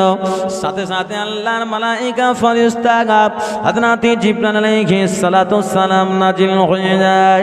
কদ নারা তাকাল্লুবা ওয়াজহিকা ফিস সামাই ফালানওয়ালিয়ান্নাকা কিবলাতান তারদাহা ফাওয়াল্লি ওয়াজহিকা মাসজিদিল শাতারাল মাসজিদিল হারাম। একবার জোরে জোরে বলুন সুবহানাল্লাহ। ইয়া রাসূলুল্লাহ হাবিবাল্লাহ, আপনি এমনি করে বাইতুল মুকাদ্দাসের দিক থেকে আপনার চেহারাটা আপনার কিবলাটা কানাই কাবা দিকে করে নেন। জোরে বলুন সুবহানাল্লাহ। আল্লাহর নবী 2 রাকাত নামাজ পড়ার পরে বাবা এমনি করে বাকি 2 রাকাত কানাই কাবা বাইতুল্লাহ দিকে মুখ করে নামাজ আদায় করেছিলেন। আল্লাহর হাজী হাজ্জান বান্দা বান্দি হজ করতে যায়, তারা গিয়ে মসজিদে কিবলাতাইন 2 দিকে কিবলাওয়ালা মসজিদ থেকে আসে বাবা। ও নওজওয়ানেরা, যুবকেরা, তরুণেরা, বাচ্চারা, আল্লাহ নবী মদিনার মসজিদে নববী শরীফে সাহাবায়ে কেরামদের শিক্ষা দান করেন। এমন সময় সাহাবাদেরকে নিয়ে ইসলাম ধর্ম প্রচার করেন। এক একজন সাহাবাদের এমন শিক্ষা দেন, সমস্ত শিক্ষা নিয়ে বাবা এমনি করে দেখা যায় ইতিহাস, ভূগোল, এমনি করে ম্যাথ, এমনি করে বাবা সায়েন্সের দর্শন, সমস্ত রকম শিক্ষা দেন। কোরআন মাজিদেরও শিক্ষা দেন, কারণ দুনিয়া জমিনে চলতে গেলে প্রত্যেকটা শিক্ষার দরকার রয়েছে। ও সোনার মানিকেরা, নবী সাহাবারা এক একটা শিক্ষায় শিক্ষিত উঁচু হয়ে যায়। এমন সময় দেখা যায় মক্কার জমিন থেকে কুফার কুরাইশরা আমার নবীকে সুখে থাকতে দেবে না বলে আল্লাহর নবীর সাহাবায়ে কেরামগণেরা তারা এমনি করে বাবা ছাগল, এমনি করে দুম্বাগুলো মাঠে খুঁটিয়ে আসে, আর এমনি করে মক্কার শত্রুরা এসে ওই ছাগল, ভেড়া, দুম্বাগুলো খুলে খুলে হাঁকিয়ে দিচ্ছে। কি আমরা অনেকে গরু, ছাগল কি গো আমরা পুষি, তো আমরা কি করি, ঘাস দেখে দেখে আমরা খুঁটিয়ে আসি। এইরকম সাহাবায়ে কেরামগণেরা ওরকম খুঁটিয়ে আসছেন, আর মক্কার দস্যুরা, বেঈমানেরা ওরা এসে খুলে হাঁকিয়ে দিচ্ছে। ওরা কোথায় যাবে যাক, এদের এইরকম ভাবে অত্যাচার করি। এদিকে আমার নবী বলছেন ওরা এইরকম করছে, আমার নবী বলছেন সহ্য করো, আল্লাহ ওদের ব্যবস্থা করবেন। এমন সময় দেখা যায় কুফফার কুরাইশদের ভিতর থেকে আবু সুফিয়ান, ও কিন্তু আপনার সিরিয়ায় গেছে বাণিজ্য করতে, সিরিয়া থেকে উনি ফিরবেন। এমন সময় ওর কাছে অনেক মাল সামান, আর সিরিয়া থেকে মক্কা ফিরলে মিডিলে কিন্তু আপনার মদিনা। ও দেখে মদিনায় মোহাম্মদ এসেছে, ও তো আমাকে ফেলে ছাড়বে না, কারণ আমরা তো ওকে তাড়িয়েছি। এমন সময় ও কিন্তু এত চালাক লোক, ওই সময় জামজাম বিন কিফারকে বললেন, এই জামজাম বিন কিফার, তুমি যাও আমাদের বাহিনীদেরকে তুমি বলে দেবে, মক্কার জমিনে খবর দেবে, তুমি উঠে করে যাও যে আবু সুফিয়ান মাল সামান নিয়ে মোহাম্মদের কাফেলায় আক্রান্ত হয়েছে। তুমি তাদেরকে এরকম করে বলবে, ওরা আমাকে এগিয়ে নিতে আসবে। এই জামজাম বিন কিফার কি করলেন, ও উটের উপরে চেপে নিজের মাথার চুল টুল কিছু উঠিয়ে দিলেন, শার্ট জামা কাপড় ছিঁড়ে ফেললেন, আর উটের কুশটা রয়েছে কুচ, ওই কুশটাকে কেটে দিয়েছেন, ছুরি টুরি ভরে দিয়েছেন, যেখানে সেখানে ক্ষত হয়ে গিয়েছে, রক্ত বেরোচ্ছে গল গল করে, ওর শরীরও রক্তকে মাখিয়ে দিয়েছেন। ও গিয়ে বলেন, আবু জেহেল ও আমাদের লিডার, এই যে আমাদের আবু সুফিয়ান মোহাম্মদের কাফেলায় আক্রান্ত হয়ে পড়েছে। এদিকে এরা খেপে গেল, এই ব্যাপার, মোহাম্মদ তাকে পাকড়াও করে ফেলেছে। এদিকে দেখা যায় ওরা ভাবছে লড়াই করতে তো যাব, মক্কার জমিনে আমাদের হামলা চলছে, জায়গা জমিনে বনু বকর বলে একটা গোত্র, আর এদিকে মোহাম্মদের দলের সঙ্গে বদর প্রান্তরে আমরা লড়াই করব, আর এদিকে মদিনা, আর একদিকে থাকবে বনু বকরদের দল, ওদের মিডিলে থাকলে 2 দিক থেকে আমাদের চেপে শেষ করে দেবে, কারণ ওদের সঙ্গে দ্বন্দ্ব আমাদের চলছে। এদিকে ইবলিস শয়তান ও কিন্তু সুরাকা বিন মালিক বিন মুতলিজি। এই সুরাকা বিন মালিক বিন মুতলিজি তিনি নবীকে ধরতে গিয়েছিলেন। কখন? হিজরত করছিলেন ওই সময়। সূরা ইয়াসিনের বাণী শুনে তিনি ঈমান এনেছেন, এটা কিন্তু এরা জানে না। এদিকে ওর রূপ ধারণ করে ও এসে বলে, ও মক্কার লিডারেরা, বনু বকরের সঙ্গে আমি সুরাকা কথা বলে এসেছি। এদিকে ইবলিস শয়তান, যে ওরা আপনাদের সঙ্গে আর কিছু লড়াই করবে না, আপনাদের সঙ্গে মুহাম্মাদের পক্ষে লড়াই করবে। এরা তখন সাহস পেয়ে গেল। এরা 1000 বাহিনী, 70টা ঘোড়া আর অগুন্তি উট নিয়ে রওনা হলেন। নবীর কানে খবর পৌঁছালো। এদিকে আমার নবীও প্রস্তুত নিচ্ছেন। আর এই সাইডে আপনার আবু সুফিয়ান কিন্তু মারাত্মক চালাক লোক। ও কিন্তু উল্টো দিক থেকে অন্য রাস্তা হয়ে ও কিন্তু চলে এসেছে, মদিনা এবং মক্কার মিডিল পজিশনে এসেছে। এদিকে আবু জেহেলের দলবলের সঙ্গে সাক্ষাৎ হয়ে গেছে। আরে আবু সুফিয়ান, তুমি কি করে আসলে? তুমি তো পাকড়াও হয়েছো মোহাম্মদের দলে। বলছে, না, আমি ভয়ে তোমাদের ডাকার জন্য এরকম করেছি। এবার মোহাম্মদের পক্ষের সবাই বলল, যাক, আর আমরা লড়াই করতে যাব না। আবু জেহেল বলছে, এই কাপুরুষেরা, ভীরুরা, মোহাম্মদ আমাদের মক্কা থেকে গিয়ে মদিনায় জায়গা নিয়েছে। একদিন দেখবে ও আমাদের কাছে আসবে দখল নিতে। আজকে মোহাম্মদের জন্য বেরিয়েছি, তাকে শেষ করেই যাব। এদিকে এ মূর্খই শেষ হয়ে আসবে। এমন সময় বের হলেন আমার নবী 313 জন সাহাবা একরামকে নিয়ে দ্বিতীয় হিজরিতে রওনা দিলেন বদরের উদ্দেশ্যে। এই বদরের উদ্দেশ্যে যাবেন, রাত্রি এক জায়গা যাপন করেন। আমার নবী ওই সময় আল্লাহর কাছে দোয়া করছেন, আল্লাহ, এই জিহাদ হবে তাদের সঙ্গে। এমন সময় নবী বললেন, সাহাবারা, যদি জিহাদের ময়দানে জয় হতে চাও তাহলে বদর নামক কূপটা আমাদের দখলে আনো। বদর নামক কূপ যাদের পক্ষে, তাদেরই বিজয় হয়ে যাবে। আল্লাহর নবীর সাহাবী গিয়ে দেখলেন দুজনা বাচ্চা বাচ্চা ছেলে এসেছে, তাদেরকে ধরে আনলেন। ওরা ছিল কুফফার কুরাইশদের লোক। ওদের ধরে এনে ওদের মারছার জিজ্ঞেস করছে, এই তোরা কার লোক, আবু সুফিয়ানের না মক্কার? কুফফার কুরাইশদের। ওরা তখন বলল কুফফার কুরাইশদের। আবার মারছে, সত্য করে বল। আমার নবী এসার নামাজ পড়ছিলেন, সালাম ফিরিয়ে বলছে, এই মেরো না, মেরো না, শোনো। এরা যেটা বলেছে প্রথমে কুফফার কুরাইশদের লোক, এরা কুফফার কুরাইশদেরই লোক। তো বলছে, বাবু তুমি বলো তো ওদের সংখ্যা কত? বলছে, ওদের সংখ্যা বলতে পারবো না, অনেকজন রয়েছে। বলছে, তার থেকে ভালো বলো, ওরা একবার খাবার জন্য কটা করে উট জবা করে? বলছে, 9টা থেকে 10টা উট। আমার নবী ভেবে নিলেন ওদের সংখ্যা 1000-এর থেকেও বেশি হতে পারে, কম বেশি। আমার নবী আল্লাহর কাছে দোয়া করতে লাগলেন, আল্লাহ, আমরা তো মাত্র 313 জন, কি করে লড়াই করব? আমার নবী দোয়া করছেন, সাথে সাথে দেখা যায়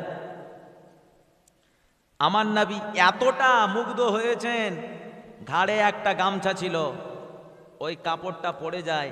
আবু বকর ওই সময় বলেন, ইয়া রাসূলুল্লাহ, হাবিবাল্লাহ, আপনি চিন্তা করবেন না, পেরেশানি নেবেন না। আমরা বনি ইসরাইলদের মতো নয়, মুসা নবীকে এগিয়ে দিয়ে আমরা পিছিয়ে যাব। আমরা আপনাকে পিছিয়ে দিয়ে আমরা আল্লাহর জন্য সামনে এগিয়ে যাব। একবার জোরে বলুন। আবু বকরের এই সান্ত্বনামূলক কথা শুনে আমার নবী ক্ষান্ত হলেন। এমন সময় দেখা যায় হযরতে আলী এবং আমির হামজা এরা কিন্তু কুয়ার কাছে গিয়েছেন। এমন সময় কুফফার কুরাইশদের আসাদ বিন মাকজুমি, ও বলে, আমি মক্কা থেকে নিয়াত করে এসেছি, বদর কূপটা আমি দখল করব। ও যেই এসে আলী এবং হামজার সঙ্গে লড়াই করতে লাগলো, এরা ডিফেন্স করছে, এরা ঢাল দিয়ে এড়াচ্ছে। সেভ করে নিয়ে দেখে যায় এ বারবার তরবারি চালিয়ে দেয়। হযরতে আলী এবং আমির হামজা একসঙ্গে তরবারি মারে, আসাদ বিন মাকসুমিকে দ্বিখণ্ডিত করে আল্লাহর জনিমে জাহান্নামায় পাঠিয়ে দেন। জোরে বলুন সুবহানাল্লাহ। এদিকে রাতের বেলা অঝর নয়নে মুষলধারা বৃষ্টি হয়েছে। আমার নবী বলছেন, সাহাবারা, কাজ হয়েছে। একবার জোরে বলুন। বদর কূপ আমাদের, এই বৃষ্টিটা হয়েছে আমাদের জন্য রহমতের, আর ওদের জন্য গজবের। বলছে ইয়া রাসূলুল্লাহ হাবিবাল্লাহ কি করে? বলছে আমাদের সাইডটা হচ্ছে বালি, বৃষ্টি না হলে বালি ছড়ানো থাকে, সেখানে স্লিপ খাবে, বাইকেও চলবে না, সাইকেলও চলবে না, ঠিক মতো হাঁটাও যাবে না, পা স্লিপ খাবে। এদিকে দেখা যায় বৃষ্টি হয়েছে, বালিগুলো জমাট বেঁধে যাবে। ভাই আসামে জলসায় গিয়েছিলাম, তো আপনার ব্রহ্মপুত্র নদীর চরে অনেক অঞ্চল রয়েছে, অনেক অঞ্চল, এতটা গ্রাম, তো বিশাল বালি আর বালি। তো এনেছে মোটর সাইকেল, আর মোটর সাইকেলে চেপেছি, অনেকটা রাস্তা যেতে হবে, শুধু বাইকের চাকায় এদিক এদিক এদিক সেদিক হচ্ছে, আর ভয় হচ্ছে যদি পড়ে যায়, যদি ক্ষতি হয়ে যায়, বালিতে পড়লেও বাইকের কিছু লেগে যদি আঘাত হয়ে যায়, এমনি সফরে রয়েছি। বলছে এতে যাওয়া যাবে না। বলছে হুজুর মোষ গাড়ি নিয়ে আসি। হ্যাঁ নিয়ে আসেন। মোষ গাড়িতে চেপে গেলাম, অনেকটা রাস্তা। রাতের বেলা জলসা হলো, আল্লাহ বৃষ্টি দিয়ে দিয়েছে। সকালবেলা বলছে হুজুর এবার মোটর সাইকেলে যাওয়া যাবে। আমি কি করে? বলছে হুজুর বৃষ্টি হয়েছে, বালিগুলো আর ছড়িয়ে নেই, বালিগুলো জমাট বেঁধে গিয়েছে, একবারে পাকা রাস্তার মতো। আসলাম, খুব সুন্দর বাইক চড়ে আসলো। তো সেই রকম আমার নবী বলছেন যে বালিগুলো জমাট বেঁধেতে আমাদের যুদ্ধ করার সুবিধা হবে। আর ওদের গজব কেন? ওদের দিকে মাটি রয়েছে, নিচু জায়গা, পানি জমে রয়েছে, কাদা হয়ে যাবে, ওরা যত লাফালাফি করবে স্লিপ খেয়ে ওরা পড়ে যাবে। আমরা এতে ওদেরকে একবারে কামাল করে ফেলব। আমার নবী সাহাবাদেরকে নিয়ে গেলেন একটা খেজুর বাগান। ওই খেজুর বাগানে আমার নবী সুন্দর করে সাজাচ্ছেন, কাতার দিয়ে দিয়ে, এমনি তো সংখ্যায় কম, এদিকে ওদের ঘাবড়াতে হবে। প্রথম কাতারটা আপনার বড় করলেন, সেকেন্ড কাতারটা একটু ছোট করলেন, যেমন নামাজের কাতার সোজা করেন, আমার নবী সেই রকম ব আকৃতির, ত্রিভুজ আকৃতির আপনার তাদের কাতার করাচ্ছেন। এমন সময় নবী দেখছেন একটা তীর ছিল, ওই তীর নিয়ে তিনি সোজা করে দেখছেন, দেখা যায় আল্লাহর নবীর একজন সাহাবী যার নাম ছিল সাদ ইবনে মাজ রাদিয়াল্লাহু তাআলা আনহু, তিনার পেটটা বেড়েছিল। বলছে এই একটু পিছাও। বলছে হুজুর আমাকে মারলেন, আমি এর প্রতিশোধ নেব। আমার নবী বলছেন এখনই নিয়ে নাও। বলছে হুজুর আমি খালি গায়ে রয়েছি, আপনি খালি গায়ে থাকেন, আমি সাদ ইবনে মাজ, আমি এখনই আপনার প্রতিশোধ নিয়ে নেব। যেই আপনার গেঞ্জি তুলেছে তিনি সাথে সাথে আপনার তীর রেখে দিয়ে নবীর পেট মোবারকে চুমা দিয়েছে। আল্লাহর নবী বলেন ও বাবা সাদ ইবনে মাজ, তুমি জান্নাতি জান্নাতি জান্নাতি, একবার জোরে বলুন। এমন সময় দেখা যায় আল্লাহর হাবিব সাল্লাল্লাহু আলাইহি সাল্লাম দুই দিকে দুইজন সাহাবাকে রাখলেন, দুটো ঘোড়া মাত্র আমার নবী সাহাবাদের। হযরত আলীকে একটা দিলেন, হযরতে জুবায়েরকে দিলেন একটা, ওনাকে উত্তর সাইডে রাখলেন, আর হযরতে মিকদাদকে একটা ঘোড়া দিলেন, ওনাকে দক্ষিণ সাইডে রাখলেন। যুদ্ধ শুরু হবে। কুফফার কুরাইশদের সেনাপতি হচ্ছেন আবু জেহেল নিজেই। ও ধরেছে আপনার তাদের ঝান্ডা, আর এদিকে লড়াই করার জন্য পাঠিয়েছেন সাইবা, উতবা, উতাইবা, তিনজনকে। আমার নবীকে বলেন, আমার নবী তিনজন আনসারীকে পাঠালেন। বলছে এই আনসারীরা আমাদের দোষ করেনি, এরা মদিনার, এদের বাদ দেন। মক্কার যারা পালিয়ে এসেছে ওদেরকে পাঠান, ওদের কতটা বুকে সাহস দেখে নেব। আল্লাহর নবী হযরত আলী, হযরত আমির হামজা, হযরত আবু উবাইদা, এই তিনজনকে পাঠালেন। আমার নবী বললেন মহিলাদের মারবে না, বাচ্চাদের মারবে না, আর বৃদ্ধদের মারবে না, আর বাকিদেরকে আগে বেড়ে মারবে না, ওরা যখন অন্যায় করবে পেলে ছাড়বে না। একবার জোরে বলুন। হযরত আলী গিয়েছেন, আর সাইবা নেমেছে কুফফার কুরাইশদের পক্ষ থেকে। হযরত আলীকে বলেন এ আলী, মক্কা থেকে তাড়িয়েছি তবুও ভয় হয় না? আজকে আমি সাইবা আমার সঙ্গে পাঙ্গা নিয়ে দেখ, জনমের মতো তোকে শিক্ষা দিয়ে দেব, এ তোর বাড়ি দ্বারা দ্বিখণ্ডিত করে দেব। আলী কিন্তু কোনো কথা বলেন না, চুপ রয়েছে। হযরত আলীর দিকে সাইবা যখন বাবা এমন ভাবে তরবারি চালাতে লেগেছে। হযরতে আলী রাদিয়াল্লাহু আনহু তিনি ঢাল দিয়ে শেপ করেন বাবা। যখন ও 3-4 বার তরবারি চালিয়েছে, এমন সময় হযরতে আলী এমনি তার তরবারি শেপ করে দিয়ে এমন ভাবে তার জুলফিকার নামক তরবারিটা চালিয়েছে, সাইবার গর্দানটা দ্বিখণ্ডিত হয়ে যায়। জোরে বলুন সুবহানাল্লাহ। আল্লাহ নবী সাহাবায়ে কেরাম গণেরা এমন ভাবে তাকবীরের ধ্বনি দেন, কুফার কুরাইশদের অন্তরটা কেঁপে যায়। এবারে নেমে যায় বাবা উতবা নেমে যায় আমিরে হামজার বিরুদ্ধে। আমিরে হামজাকে যে মারবে শেপ করে নিয়ে এমন তরবারি চালালেন, পেটে সোজা দ্বিখণ্ডিত হয়ে এমনি করে উতবা আল্লাহ জাহান্নামে চলে যায়। একবার জোরে জোরে বলুন সুবহানাল্লাহ। আল্লাহ নবী সাহাবায়ে কেরামেরা তারা ইসলামে ধ্বনি আল্লাহ পাকের নাম উচ্চারণ করে, তাদের এই ধ্বনিতে বাবা ওই বেঈমানদের অন্তরটা কেঁপে যায়। আবু উবাইদার বিরুদ্ধে চলে আসেন উতাইবা। আবু উবাইদা ওই দুশমনদের তরবারিতে একটু আঘাত হয়ে যায়। হযরতে আলী এবং আমিরে হামজা দুইজনা মিলে উতাইবাকে জনমের মতো আল্লাহর জাহান্নামায় পাঠিয়ে দিলেন। জোরে বলুন সুবহানাল্লাহ। ও নওজওয়ান যুবকেরা, তরুণীরা, বাচ্চারা, দুই পক্ষে যুদ্ধ এবারে জোরালো শুরু হয়ে যায়। এমন ভাবে বীর বিক্রমে যুদ্ধ চলে বাবা। আমার আল্লাহ সাথে সাথে আসমান থেকে 500 জন ফেরেশতাকে নাজিল করেছিলেন। একবার জোরে জোরে বলুন সুবহানাল্লাহ। এমন ভাবে যুদ্ধ শুরু হয়েছে, বীর বিক্রমে যুদ্ধ চলে, কুফার কুরাইশদের কতল হয়ে যায়। নবী সাহাবীরা ইমানের জোশ মেরে তাকবীরের ধ্বনি তুলে দেয়। এমন সময় দেখা যায় আল্লাহ নবীর দরবারে দুইজন বাচ্চা ছেলে চলে আসে। একজনের নাম মাজ আর একজনের নাম হচ্ছে মুয়াইজ। মাজ এবং মুয়াইজ দুইজনে চলে আসে। দুই ভাই লাফাতে লাফাতে নবীর দরবারে। যেই দুই ভাই এসেছে, সাথে সাথে আমার নবী বলে, মাজ আর মুয়াইজ তোমরা কোথায় যাবে? তোমরা তো বাচ্চা। ইয়া রাসূলুল্লাহ, হাবিবাল্লাহ, আপনি হুকুম দেন, আমরা বদর প্রান্তরে যাব। আপনার শত্রু আবু জেহেলকে আমরা হত্যা করব, কতল করে আপনার শত্রু আবু জেহেলকে জাহান্নামায় পাঠিয়ে দেব। একবার জোরে বলুন। আমার নবী বলেন, মাজ মুয়াইজ তোমরা দুইজনে তো বাচ্চা, তোমরা কি লড়াই করবে বাবা?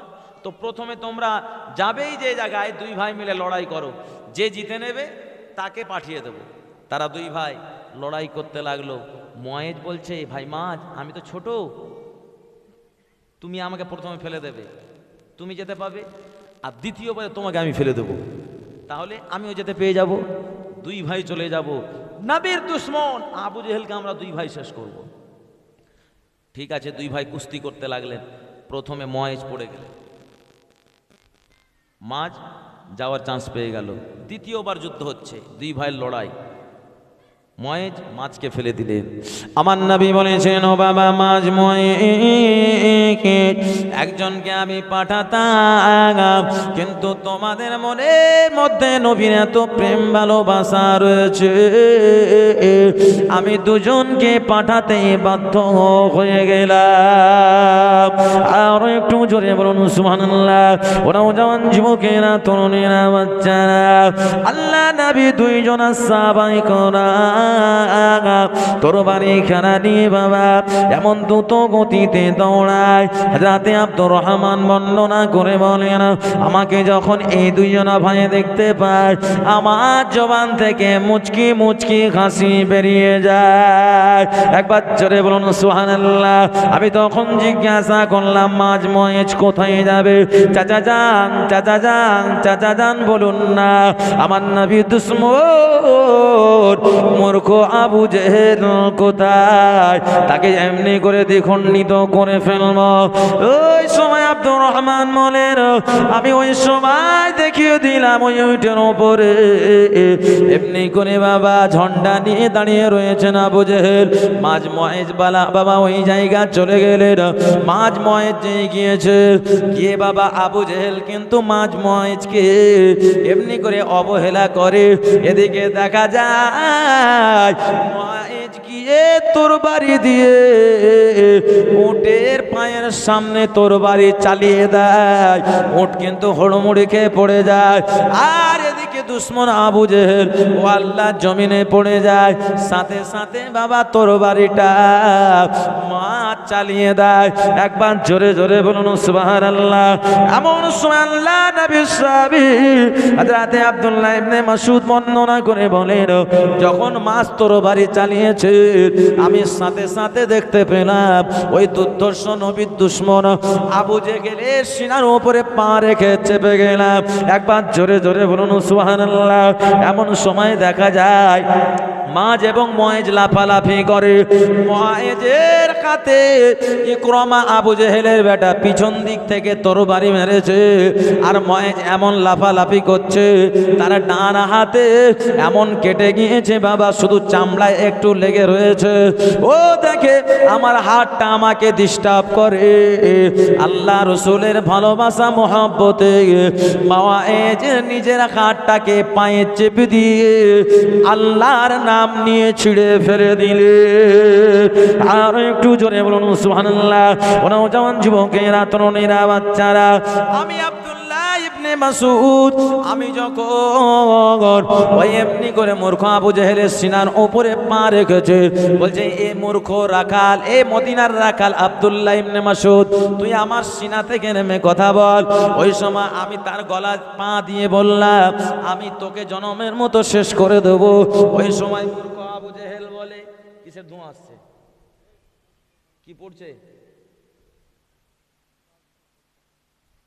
মূর্খ আবু জেহেল বলে, এ আব্দুল্লাহ ইবনে মাসউদ, কাদের বিজয় আর কাদের পরাজয়? ওই সময় আমি তার গলায় পা দিয়ে বললাম, ইসলামের বিজয়। এ মক্কার রাখাল আবু জেহেল, তোদের হচ্ছে পরাজয়। এই বলে আমি তরবারি চালিয়ে দিয়ে আবু জেহেলের গর্দানটা জুদা করে ইসলামের বিজয় আনিয়ে দিলাম। আর জোরে হবে না। এমন সময় দেখা যায় আল্লাহ পাক ওই বাচ্চা ছেলেদের এত বীর বিক্রমের সাহস ছিল, আল্লাহ পাক বড় বড় কাফেরদের লিডার, অনেক বড় ঘটনা, তাদেরকে জখম করে দেয়। সমস্ত কাফেরদের লিডার ওই জায়গা শেষ হয়ে যায়। এমন সময় দেখা যায় আল্লাহর নবী সেখানে 3 দিন থাকলেন। বলছে এটা বদ্ধ কুঁয়ো রয়েছে, এখানে এই 70 জন কুফফার কুরাইশদের এমনি করে তাদের ধরটাকে সবাইকে এখানে পুঁতে দে। ওদের যখন ওই কুঁয়োর মধ্যে ফেলা হচ্ছে, আমার নবী বলছেন সত্যের বিজয় আল্লাহ দিয়েছেন। আজকে তোরা বুঝতে পারবি সব, তোদের ফেলা হচ্ছে, তোরা আজকে এমন শত্রুতা করেছি, এবারে হাড়ে হাড়ে টের পেয়ে যাবি। ওমর বলছেন, ইয়া রাসূলুল্লাহ, হাবিবাল্লাহ, ও কি শুনতে পায়? ও তো মারা গিয়েছে। আমার নবী বলছেন, বাবা ওমর, তুমি কি শুনতে পাও? তোমার থেকে বেশি ওরা শুনতে পায়। বলুন সুবহানাল্লাহ। এমন সময় দেখা যায় আমার নবী যে জিহাদের ময়দানে বিজয় হতেন সেই জায়গা 3 দিন থাকতেন। ওখান থেকে নবী 3 দিন থাকার পরে চলে গেলেন মদিনায়। মদিনায় গিয়েছেন, এদিকে দেখা যায় মক্কা থেকে কাব বিন আশরাফ নামক ব্যক্তি আমার নবীকে গালমন্দ করে। কাব বিন আশরাফ নামক ব্যক্তি আমার নবীকে গালমন্দ করে। এটা বলে শেষ করে দেবো, সংক্ষিপ্ত ছোট ঘটনা। এই কাব বিন আশরাফ ও গাল দে এমন ছলনা করে আরবিতে প্রবাদ্য বলে। আমার আপনার নবী নূর নবী বলেন, ও আমার সাহাবারা কেমন রয়েছ, কাব বিন আশরাফকে দ্বিখণ্ডিত করতে পারবে, আল্লাহ পাক ওই ব্যক্তির উপরে খুশি হয়ে যাবে। আল্লাহর নবী সাহাবী উমায়ের দাঁড়ালেন, বলছে আমি যাব। আর একজন বলে কাব বিন আশরাফ হলো আমার বন্ধু, ঠিক আছে তোমরা দুজনেই যাও। ওরা দুজনে মদিনায় চলে গেলে, মক্কায় চলে আসলেন। মক্কায় এসেছেন, কাব বিন আশরাফ কিন্তু বসে রয়েছেন। বলছে, ও কাব বিন আশরাফ, সত্যি আমরা ধর্মের দুই হতে পারে কিন্তু বন্ধুত্ব রয়েছে। কাব বিন আশরাফ, শুনে রেখে দাও, জেনে রেখে দাও, এর কারণ হলো তুমি আমার বন্ধু, তোমার সঙ্গে একটা ঘনিষ্ঠ সম্পর্ক। উমায়ের লাফিয়ে বললেন, ও কাব বিন আশরাফ, তোমার কি নতুন বিবাহ হয়েছে? ও তখন বলে, হ্যাঁ, কেন? বলছে, সত্যি তুমি যা খুশবু ব্যবহার করো না, এই খুশবু আমার মনকে দেওয়ানা করে দিয়েছে। বলছে, কেন? সত্যি আমার বউ খুব ভালো, কারণ আমার বউ আমাকে নামি দামি খুশবু কিনে দিয়েছে। উমায়ের বলেন, ও কাব বিন আশরাফ, তোমার মাথাটা একবার শুংতে দাও না। আবার উমায়ের শুনলেন কাব বিন আশরাফের মাথা, ও কিন্তু ফুলে ব্যাং। উমায়ের বলেন, এ কাব বিন আশরাফ, তোমার সুগন্ধি আমাকে দেওয়ানা করেছে, তোমার নতুন স্ত্রীর সুনাম করে বলি। যাই হোক, আমরা দুই বন্ধু, আমরা একটু ফাঁকা দিকে একবারে খুব ভালোবাসার সঙ্গে আমরা ফাঁকা জায়গায় গিয়ে গল্প করব। যেই হেঁটে হেঁটে যাচ্ছেন, যেতে যেতে হযরতে উমায়ের বলছেন, অভিজ্ঞ কাব বিন আশরাফ, সত্যি সত্যি তোমার স্ত্রীর সুনাম করে বলে, তোমার যে খুশবু তোমার স্ত্রী দিয়েছে আমার মনটাকে দেওয়ানা করে ফেলেছে, তোমার মাথাটা একটা আবার শুনতে দাও না। কাব বিন আশরাফ ফুলে গিয়ে বাবা, কারণ ওর সুনাম হচ্ছে, যখন যার সুনাম হয় দেখবেন ফুলে ব্যঙ্গ হয়ে যায়। ও মাথাটা যেই নিচু করেছে, হযরতে উমায়ের মাথাটাই শুনছে, আর এমনি করে পাশি সঙ্গে বন্ধুকে বলছে, চলো একটু এগিয়ে যায়। আবার সামনে এগোলো, ও কাব বিন আশরাফ, তোমার মাথার খুশবুটা আমাকে দেওয়ানা করেছে, একটা বার শুনতে দাও। আবার শুনতে দিয়েছে। আবার উমায়ের ইশারা করলেন একটু এগিয়ে যায়, যে একটু আগিয়ে গিয়েছে। ওই সময় বলেন, কাব বিন আশরাফ, সত্যি তোমার নাম করে বলে, তোমার বউ খুব ভালো, নামি দামি খুশবু তোমারে দেয়, তোমার খুশবু আমাকে দেওয়ানা করে দেয়, তোমার মাথাটা শুনতে দাও। ও সাথে সাথে খুঁতি হয়ে মাথাটা শুনতে দিয়েছে। সাথে সাথে কাব বিন আশরাফের মাথাটা উমায়ের লাফ মেরে ধরে ফেলেছে। আল্লাহর নবী সাহাবীকে বলেন, ও ভাই সাহাবী, আপনি তরবারি চালান, নবীর দুশমনকে দ্বিখণ্ডিত করে আল্লাহর জাহান্নামায় পাঠিয়ে দেন। নবীর সাহাবীর সাথে সাথে তরবারি চালালেন, দ্বিখণ্ডিত কাব বিন আশরাফকে করে। এমন ভাবে কাব বিন আশরাফ চিৎকার মেরেছিলেন, মক্কার কুফফার কুরাইশদের বাড়িতে আলো জ্বলেছিল। একবার জোরে বলুন, আলো জ্বলে গিয়েছিল। এমন সময় নবী সাহাবীরা ছুটে ছুটে মদিনায় চলে যান। আমার নবী বলেন, ও আমার সাহাবীরা, কাব বিন আশরাফ তোমাদের এই আল্লাহর দুশমনকে কতল করার জন্য আমার আল্লাহ বড় খুশি হয়েছে। একবার জোরে বলুন। 624 খ্রিস্টাব্দে বদরের যুদ্ধ, 1000 দুশমনদের সঙ্গে মোকাবিলা করেছিলেন 313 জন সাহাবায়ে কেরামগণেরা। আল্লাহ পাক এতে ইসলামের বিজয় করেছিলেন। একবার জোরে বলুন সুবহানাল্লাহ। আমার ভাইজানেরা, আসুন সেই নবীর উপরে আমরা দাঁড়িয়ে সালাম পাঠ করি। ইয়া নবী